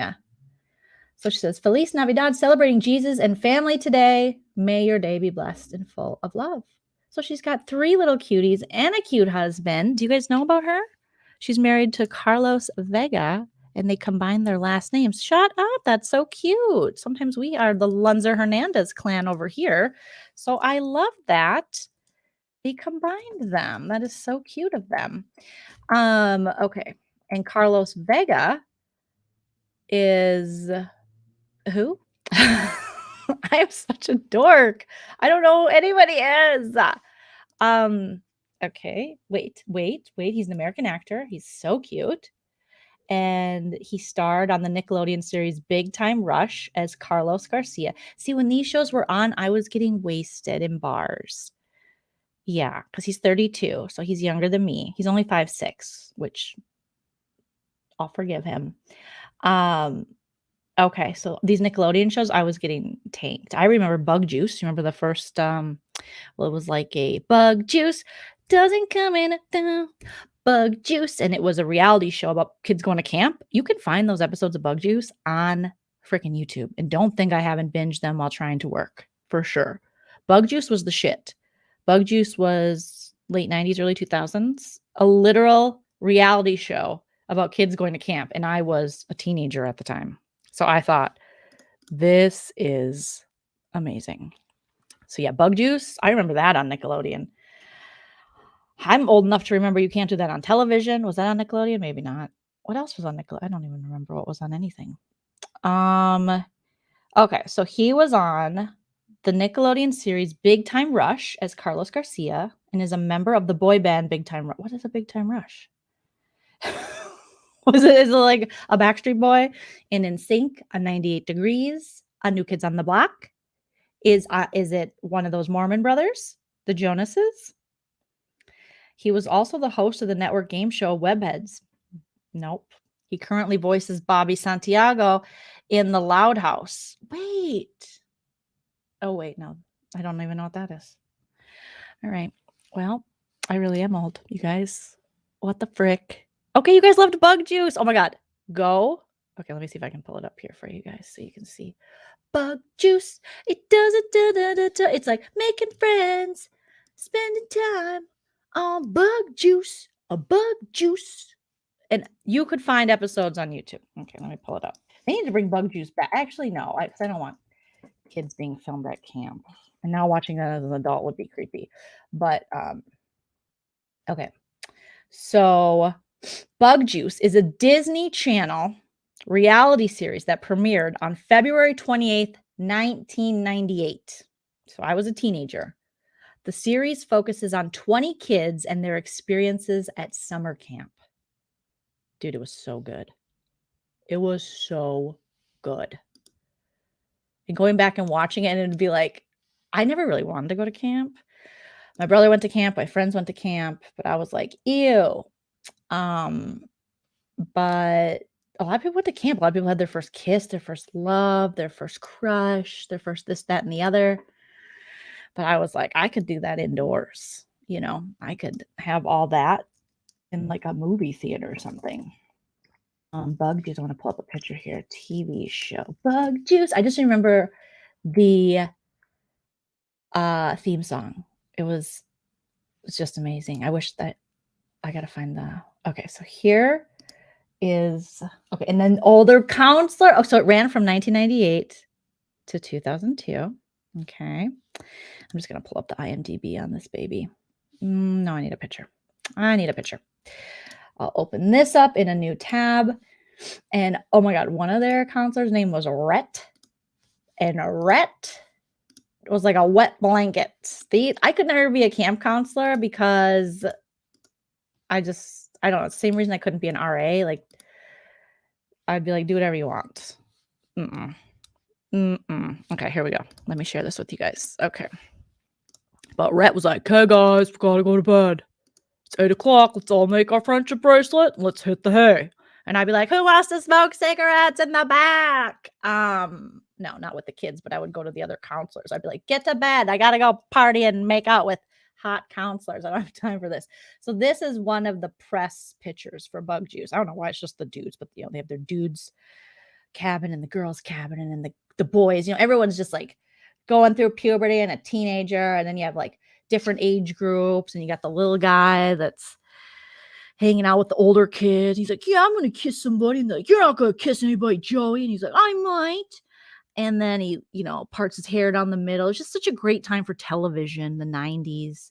Everybody had slides. You had Adidas and Nike slides, but you had the kind of slides where they had like those prickly things on the bottom, those spikes that poked up in your feet. And that was supposed to be comfortable. And all the dude shorts were just real low and sagging. And you'd slow dance, but you'd barely touch each other, just fingertips, and just be like, shut up. And your friends would look. You'd be like, shut up. Don't look at me. Stop. I don't even like him. It's not even a big deal. I'm just dancing.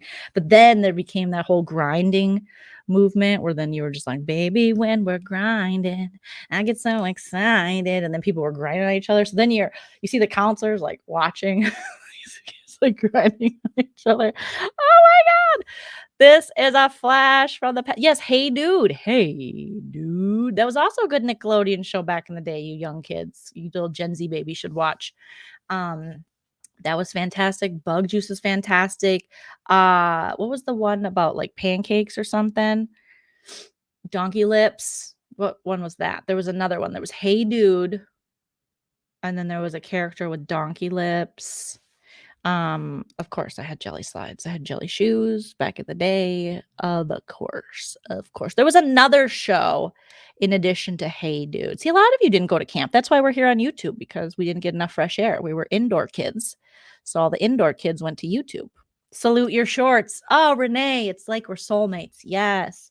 Salute Your Shorts was a great show. Oh my God, it's a little wild and a little strange when you make your home out on the range. So grab your bag and come along, because you can't get around if you can't hold on. Singing yippee-ki-yay, yippee-ki-yay. I mean, that was the shit back in the day. That was the shit today. And then the Bug Juice. I gotta look up the Bug Juice theme song. Okay, so let's look at Bug Juice TV show theme. I can't play it because they'll copyright. But let me see if I can find the lyrics. It was just like this lady who was just like, I'm going to be the next Celine Dion. And they were like, we're going to use your song for this reality show called Bug Juice. Whatever. It's fine. Okay, let me see if I can play. You guys will be able to hear it a little bit, but okay. These are the true life adventures. These are the true life adventures. Kids at summer camp. Kids at summer camp. Bug juice doesn't come in a jar. Bug juice is from who you are. Bug. Oh. You will become. You guys hear that? Bug. Okay, freedom. Freedom, reach on your own. Freedom, lighting up the unknown. Get together, we all have grown. Working together, we all have grown. Bug juice. The true life adventures. Bug juice.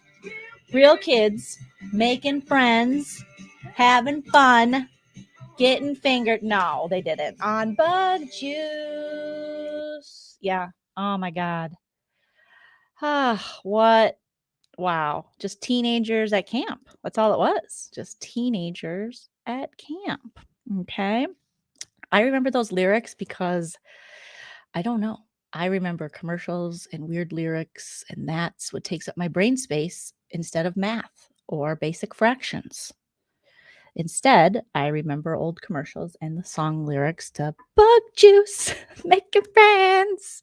But of course, I remember Double Dare. That's all I wanted to do in life is be on Double Dare. Yeah, I wanted to go through the physical challenges that they had, slide down the tongue for some reason. That's, that was creepy, but that's what we had in the 90s and 80s. We had Double Dare, and Mark Summers was the host, and he was too happy.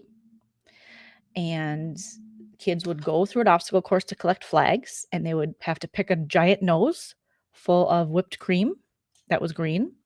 And then you had to slide down a tongue, and you had to answer these questions and do dares. It was pretty amazing. I wanted to get slimed too, Coffee Buzz. That's all I wanted in life. Be on Double Dare, get slimed, watch Bug Juice, see what happens. Okay? Yeah, I mean, listen, if you had fun back in the day, you might not remember all this because there's lots of stuff I don't remember because I had a lot of fun. Okay?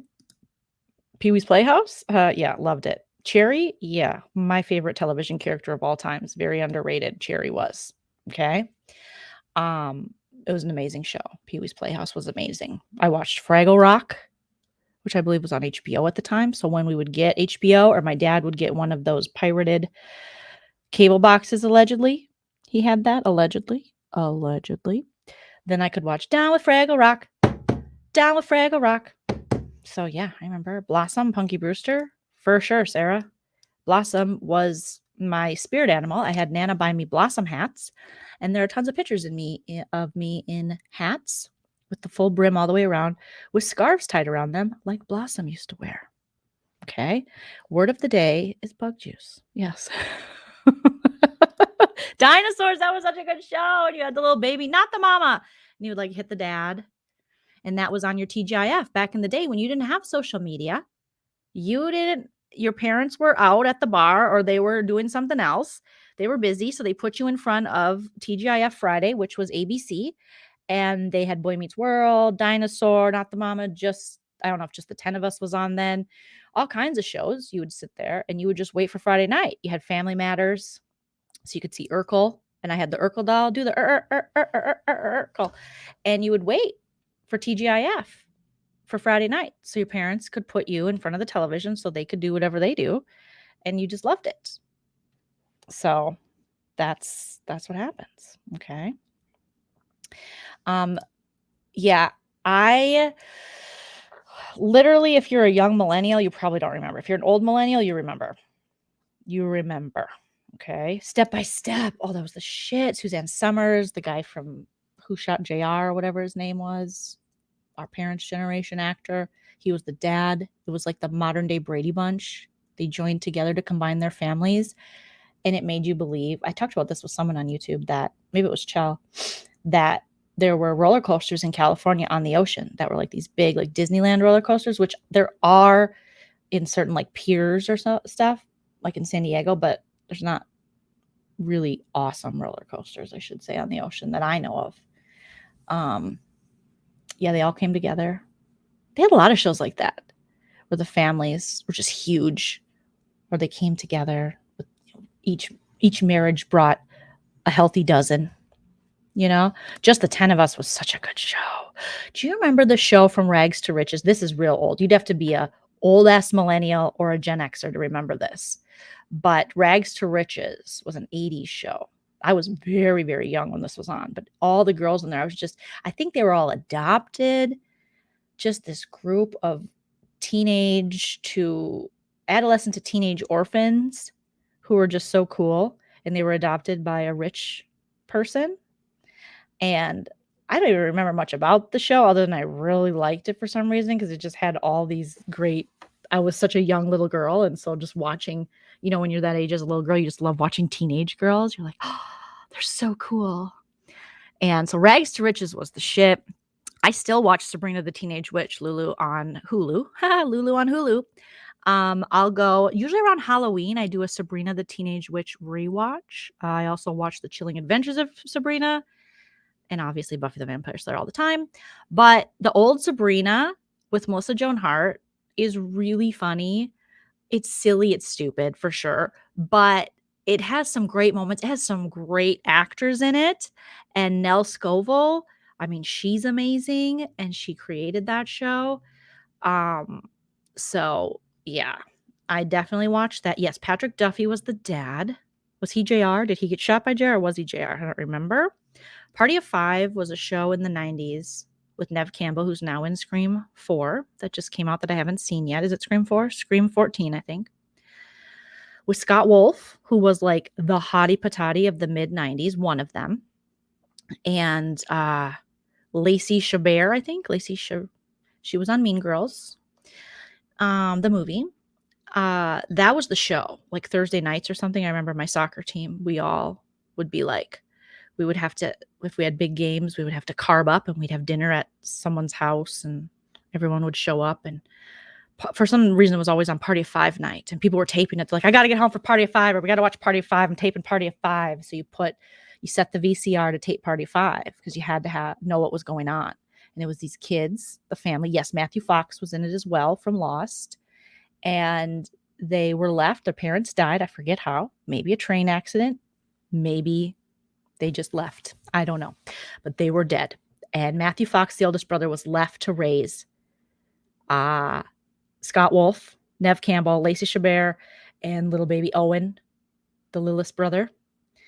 And Jennifer Love Hewitt was on it. Oh my God. It was when she was kind of just coming up, and it was just like a dark, moody, but not too dark show on Fox, I believe. Is it Scream 5? Clearly I know what I'm talking about. Oh my God. All that was a great show. This is all that. Wait, am I thinking the wrong side? This is all that. Is that the song? How it went? The theme song? I think so. And that's What's Her Face was on that, and she got her own spin-off show from that, who then went on to wear wigs, smoke a cigarette, and go to court. But then she got medicated, I think, and then she went back to school. She was a child star. I forget her name. There was a minute where that was a little. Clarissa Explains It All was amazing with Melissa Joan Hart, so that predated Sabrina. And Clarissa was just the coolest. She was like before Blossom, I believe, as well, too, or maybe around the same time. I think it was before. She had her own fun style, like Punky Brewster. She had a bedroom upstairs with all these girls had windows where people could just climb in at night. How creepy. Buffy had that too, because Angel would just climb up into her window. But her friend who was next door, who I always thought it was Ryan Reynolds was her friend. He looked like him. I don't know. Was it Ryan Reynolds? I can't remember. But her friend had come over. Her dad was a ginger. And she talked to the camera. I think she broke the fourth wall in that show. And that was a really good show. Saved by the Bell, obviously, is iconic. And even the Miss Bliss years, which is pre, Kelly, Kapowski and pre-Jesse Spano. It was just AC Slater, Lisa Turtle, Screech, R.I.P., and Zach Morris, and then they had some other characters that they replaced. So, yes, Amanda Bynes. Yes, Amanda Bynes got her own spinoff. And Amanda Bynes was a fantastic comedic actress. She really was. I think if you look into that, there was some really creepy guy that was attached to a lot of projects she worked on. I don't know if that has any correlation, but I know that there was a certain guy that was attached to a lot of these Nickelodeon shows at the time who they found very gross things about. So, Zoe 101. I think I was too old for Zoe 101. Yeah. On Fallen Road, I think I was. My sister, never knew how much I missed you. I loved Sister. That was so good with Jack Hay. That was amazing. Yeah, Keenan and Kel got their starts on all that. So comedic geniuses from the jump. Oh my gosh, Sister was everything. Bum equipment. Yeah, if you had a bum equipment sweatshirt, you were killing it. I had a bum equipment in 7th and 8th grade. My brother had a bum equipment it looked almost cross colorsy because it was very colorful and had stripes that went vertically up and down with different colors, but mostly red, but then with different color, very thin stripes. It said bum equipment. I think I wore it in my 8th grade picture and I just took it from my brother. I'm like, I need this sweatshirt. It's going to make or break me in the 8th grade. And it made me. It might have broke me. Not really sure. The Vicky the Robot Show. Yes. What was that? That was in the 80s. That was this dad worked at a robot shop or something. He brought home a robot that they were making like AI type shit in the 80s. And they brought her home and she always wore this like red and white kind of dress, frilly. And it was just creepy. She's like, hello, Dad. Small wonder. Yeah. How are you? Oh, Mr. Anderson. I don't know. I just went to the Matrix. Hello, Mr. Anderson. And she would answer the door. And it was crazy. That was a crazy show. Fresh Prince. Iconic.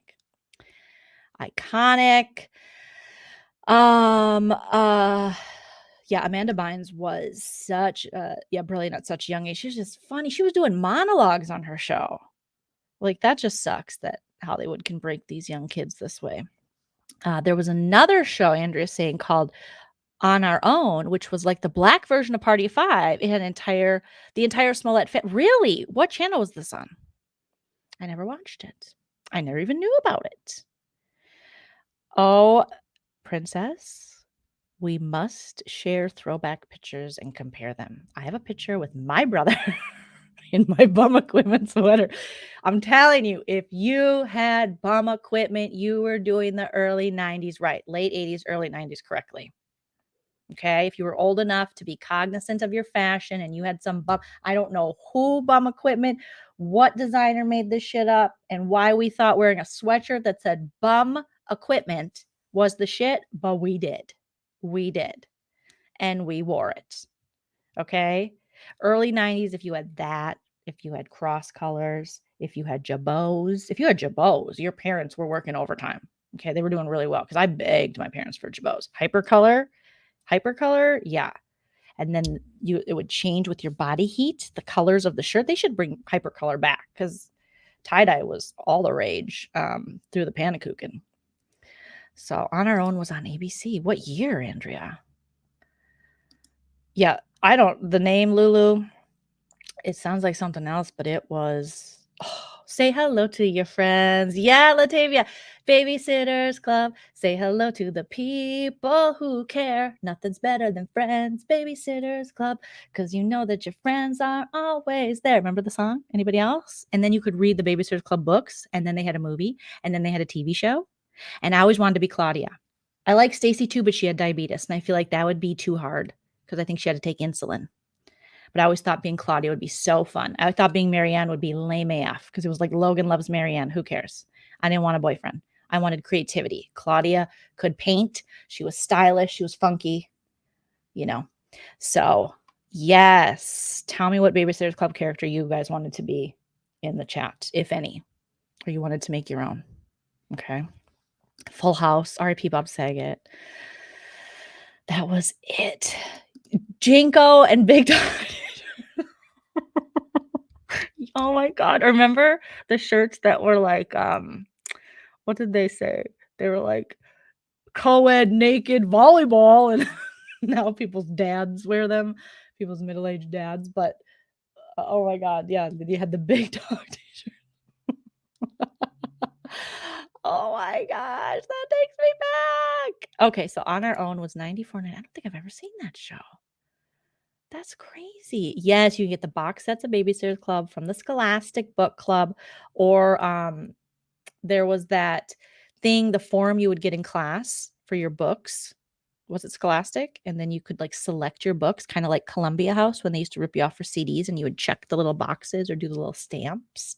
And it was so exciting to get the Babysitter's Club books, but especially when they came out with the summer series. So every summer they would release like a summer series book for you to read, and they were longer and thicker. So I'd be like, oh, I hope I can make it through the summer series. Wow. Okay, came out now. I'm gonna have to look for it. Came out in 94. Like a week or so after Party of Five. So Party of Five kind of shit on that show a little bit, but I mean, there's room for both. But I feel like I was just so Party of Five obsessed. As I'm getting ready to take insulin, Missy, I love you. No, but I remember thinking about that because that was like, they talked about in the Babysitter's Club about Stacy having, type 1 diabetes, and just thinking as a kid having to manage that. And I dated a guy on and off, like a little in 8th grade, then a little again in 12th grade who had diabetes. And then at parties, everyone would be like, don't drink alcohol, Paul. And he was like, oh, I'm drinking. And we were like, oh, Paul shouldn't be drinking. I actually knew a lot of kids with type 1 diabetes. A lot of boys that I grew up with had type 1 diabetes. That is crazy. Yes, the super special ones. Babysitter's Club. Oh my God, I love it. Oh my gosh, not to brag, but Jaguars Hooligan can sing all of Schoolhouse Rock. You should brag about that. Oh, the Sweet Valley High Twins. That was a show. And those two women went on to have careers outside of that, and they did lots of stuff and were on TV shows and stuff. So yes, the Big Johnson t-shirts. Oh my God. Wow. Oh, you wanted to be Dawn. Yes, Dawn was like, if I remember correctly, Dawn was the like sensitive soul. Marianne was she was already a serial monogamist, and she was like 12. I was like, slow your roll, Marianne. There's lots of dudes out there to French. So, and then Claudia, I felt like she was just like so sassy, independent. Like she was gonna, paint something. I wanted to be artistic. And then Stacy. But yeah, I remember Dawn. Christy Thomas. Oh my gosh. Yes, Christy was the boss. She was the boss. The boss of the Babysitter's Club. She was bossy AF for sure. Growing Pains, great 80s show. What was his name? Alan Thicke. Robin Thicke's dad. Isn't that weird to think that the Thickes, they're so thick in the entertainment industry. And Kirk Cameron, who went on to be interesting. Tracy, I want to say Tracy Ullman, but it's not. Tracy whatever. Leonardo DiCaprio was on early Growing Pains. I think that was one of his first, that was his first TV role, I think. Oh, it's a different world from where you're coming from. Loved it. Loved A Different World. So amazing. Speaking of that, did I read this correctly? Speaking of Lisa Bonet, did she and Aquaman, are they getting a divorce? Because all of a sudden I saw a bunch of ladies with TikToks with their legs wide open saying Aquaman's single. And I'm like, but no, he's got Lisa Bonet. So no, he's not single. I thought they were a great couple. What the hell happened? Clearly I'm not a blogger because I did not keep up on that shit. Tracy Gold. Thank you guys. Tracy Gold. Tracy Gold. That was her name. Okay. Elf. Interesting show, creepy show. Alien lives with family. Very sarcastic alien who makes possible inappropriate jokes. They have to hide. He's from a planet called Melmac. I loved that shit. But now, a little crazy. They split. How can you break up with Lisa Bonet? I just don't understand. She's so perfect. I would never break up with Lisa Bonet. I'm going to marry Lisa Bonet. I'm just going to have to tell Chell because I just don't understand. Aquaman's pretty, but I don't get the hype. The hype should be Lisa Bonet. She's the hype. She's the hype. Mork and Mindy. That's an old show. Robin Williams and the other lady. I'm so sorry, I don't remember her name. He was also an alien guy who came down. And I don't even remember how they ended up living together, the two of them. But maybe it was Mork from Ork. I couldn't remember. Oh my God, yes, he's getting divorced. All women need to realize they have no chance and not a breakup with their there was so many funny TikToks, but also I just saw these TikToks of women with their legs wide open going like, or they were like breaking the news to their husband. It was pretty funny. Oh, you think she wants to get with other people? Okay, well, Lisa, get it, Lisa. Third Rock from the Sun was one of my grandma's favorite shows, and I would watch it with her. She loved it. I was like, Grandma's so hip. She just loved the actor in Third Rock from the Sun. I know there's tons of them, but the older man who's then played on The Crown as well. He's been in everything. He's an amazing actor. But I mean, that show had so many amazing people. Yeah, my name. Oh, your name is Mindy. So I've been asked, where's Mork my whole life. That is so funny, Coffee Buzz. That is so funny.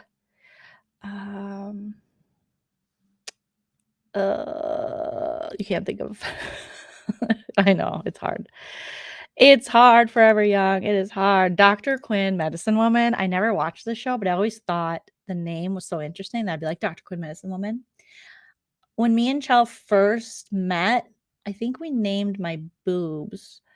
We thought we were funny. You know, we're comedians. We were bored and we would just make sketches and we were so nerdy, just laying in bed. And I think at first I named my right boob Dr. Quinn Medicine Woman and my left boob was either Dr. Phil or Queen Latifah. I can't remember which one was which, but we just thought it was amazing to name my boobs. And I just thought Dr. Quinn Medicine Woman was a crazy, amazing name for a show.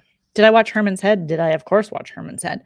Herman's Head, if I remember correctly, was a guy who had all of these. It was kind of like that Pixar movie where the emotions and the things in his head were actual characters. They were personified in the show of this guy, Herman, making the decisions for him, I think. Touched by an Angel. Didn't watch it. Also kind of a creepy name for a show. But I remember it being a sweet show. I used to watch Highway to Heaven. Now that, if you remember that, that's old. Highway to Heaven, that's an old show. And I really liked Highway to Heaven. I'm trying to remember the actor who was in that. That's the guy from okay, so Highway to Heaven is an American fantasy drama television series that ran on NBC from 1984. So I was 4 years old when it came out to 1989. The series starred Michael Landon, who we know from Little House on the Prairie, and then another guy. Okay. And so the series starred Michael Landon as Jonathan Smith as an angel. I did like shows with angels. Sent to Earth in order to help people in need. Victor French, Landon's co-star, that would be the other guy, from Little House on the Prairie, co-starred as Mark Gordon, a retired policeman who traveled with and helped Smith with his tasks or assignments to which they are referred. The series created and executive produced by Landon, who also directed most of the show's episodes. French directed many of the remaining episodes. It was also Landon's third and final TV series and is only one set in the present day, unlike Little House on the Prairie, Bonanza, both of which were Westerns. Yeah, Highway to Heaven aired for 5 seasons, running a total of 111 episodes, so that means it's syndicated. It consistently earned respectable ratings, and it was in the Nielsen top 20 in its first season and ranked in the top 40 for its first 4 seasons. I really liked that show. So he's Jonathan Smith. So the plot is Jonathan Smith, Michael Landon, formerly a man who lived on Earth from 1917 to 1948, named Arthur Thompson, is now a probationary angel. What is it with probationary angel shit that I like? Because that's basically in It's a Wonderful Life too. Clarence the Angel is a probationary. He hasn't earned his wings yet. And I love that movie. So he's a probationary angel sent to Earth to help people in need. In the course of an assignment, he meets Mark Gordon, an embittered retired policeman, now bouncing from job to job. At first, distrustful of Jonathan, Mark helps him complete his assignment and soon comes to realize his true nature and is then given a job by the boss, aka God, to assist Jonathan in helping troubled people on Earth. Jonathan and Mark are given assignments where they help various troubled souls overcome their problems. I loved that. Oh, Daria, My So-Called Life, Rugrats, of course, but Daria and My So-Called Life are on my list. When you did those lists on Twitter, everyone's like, your 10 favorite shows. I think I made mine 18 because I couldn't think of just 10. And Daria's on it, and My So-Called Life with Claire Danes. And Daria is an amazing animated show. And I believe the character of Daria came out of Beavis and Butthead, right? But then her show went on to just, it was like late 90s perfection. And she's in high school. She's like, this is my stop. Time to get off. I might go off. Excuse me. Dun, dun, dun, dun. Excuse me. And she was just so didn't put up with the bullshit, snarky. Such a great character. I thought they were going to bring Daria back as we're going through all this nostalgia television. I thought they were talking about that because that's one of the best animated shows. It's amazing. Daria and Jane, they have this wonderful friendship. Jane is far more artistic. She's a little less sarcastic than Daria. Or I should say, Daria's more kind of like, not, this is all bullshit, and I'm only 16 and I know it. And then she has a sister named Quinn who's like, rah, rah, I want to be popular. And Daria's like, I want to just, laugh at all this shit. And then they have this show that's constantly airing, like in the 90s, how we always had talk shows and Inside Edition type shows. And it's called Six Ed World. And they're like, next on Six Ed World. And it's so great. Oh, they're spinning off Jody. That's amazing. That's awesome. I think I did hear that. Okay. Yep. Now it's all coming back. All coming back to me now. Okay. Daria's so good. It's so good. Thank you, Forever Young. Appreciate you. Appreciate that. When This Boy Meets World. Oh, such a good show. All right, guys. I appreciate you guys hanging in with me and my avatar self. I'm probably going to be going live more as my avatar because I can just go live then when I want to. I don't have to worry about putting makeup on. I don't have to worry about how I look. I don't have to put a bra on. I can sit here in mismatched clothing and just talk because really it is about my voice and my commentary, right, guys? I mean, I'm not a model. Why do I have to show my face? Okay. You guys already know who I am, what I look like. Follow me on Instagram. Okay. And yeah. And maybe it's just more about, I miss that because I used to podcast so much. And then when live streaming, it's like, I can't put on some makeup anymore. And everybody else is doing it. So why the hell do I got to get ready? Okay. But I'll still do some where I show my face, obviously. But I'm just kidding. This is just this has been so comfy. Like I can just let my chins out. It's so great. Thank you for the super sticker. Thank you guys for the super chats and super stickers. I appreciate you. And thank you. Yeah, I posted some throwback pictures on my Instagram of my wedding. Me and Chell just had our 7-year wedding anniversary on January 12th. And you can see Joleen with a full deep bang. I loved a bang and bright red hair. And we eloped to the Chapel of the Bells where Kelly Ripa and Mark Consuelos got married. We found that out once we got there.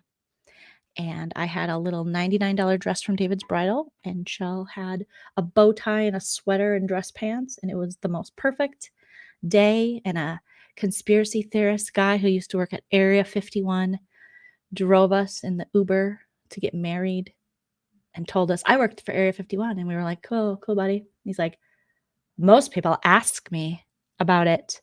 They think it's interesting. And we're like, oh, well, what was it like? Well, let me tell you. And then he started to tell us about some stuff about Area 51. And we're like, we don't care. We're on our way to get married. Okay. So thank you guys so much. I think me and Nana are going to come back tomorrow. She is feeling better. And we're going to probably do 90 Day with Nana tomorrow. If not, we'll pick it all up on Monday. But we will be back Friday with Married to Bravo where cameras will be on. So cams on. sometimes. But I hope you guys have a wonderful rest of your night. Everyone look up bug juice and get back to me and tell me how weird and wonderful it is. And make sure, if you guys don't mind, after this video posts, after I end the live, to go comment, because it really helps in the algorithm. I know it's so stupid, but that's how YouTube works. You can say anything you want. Just please be kind, and I'll see you very soon. Protect your energy. You're all wonderful, beautiful babies, and none of you are this guy.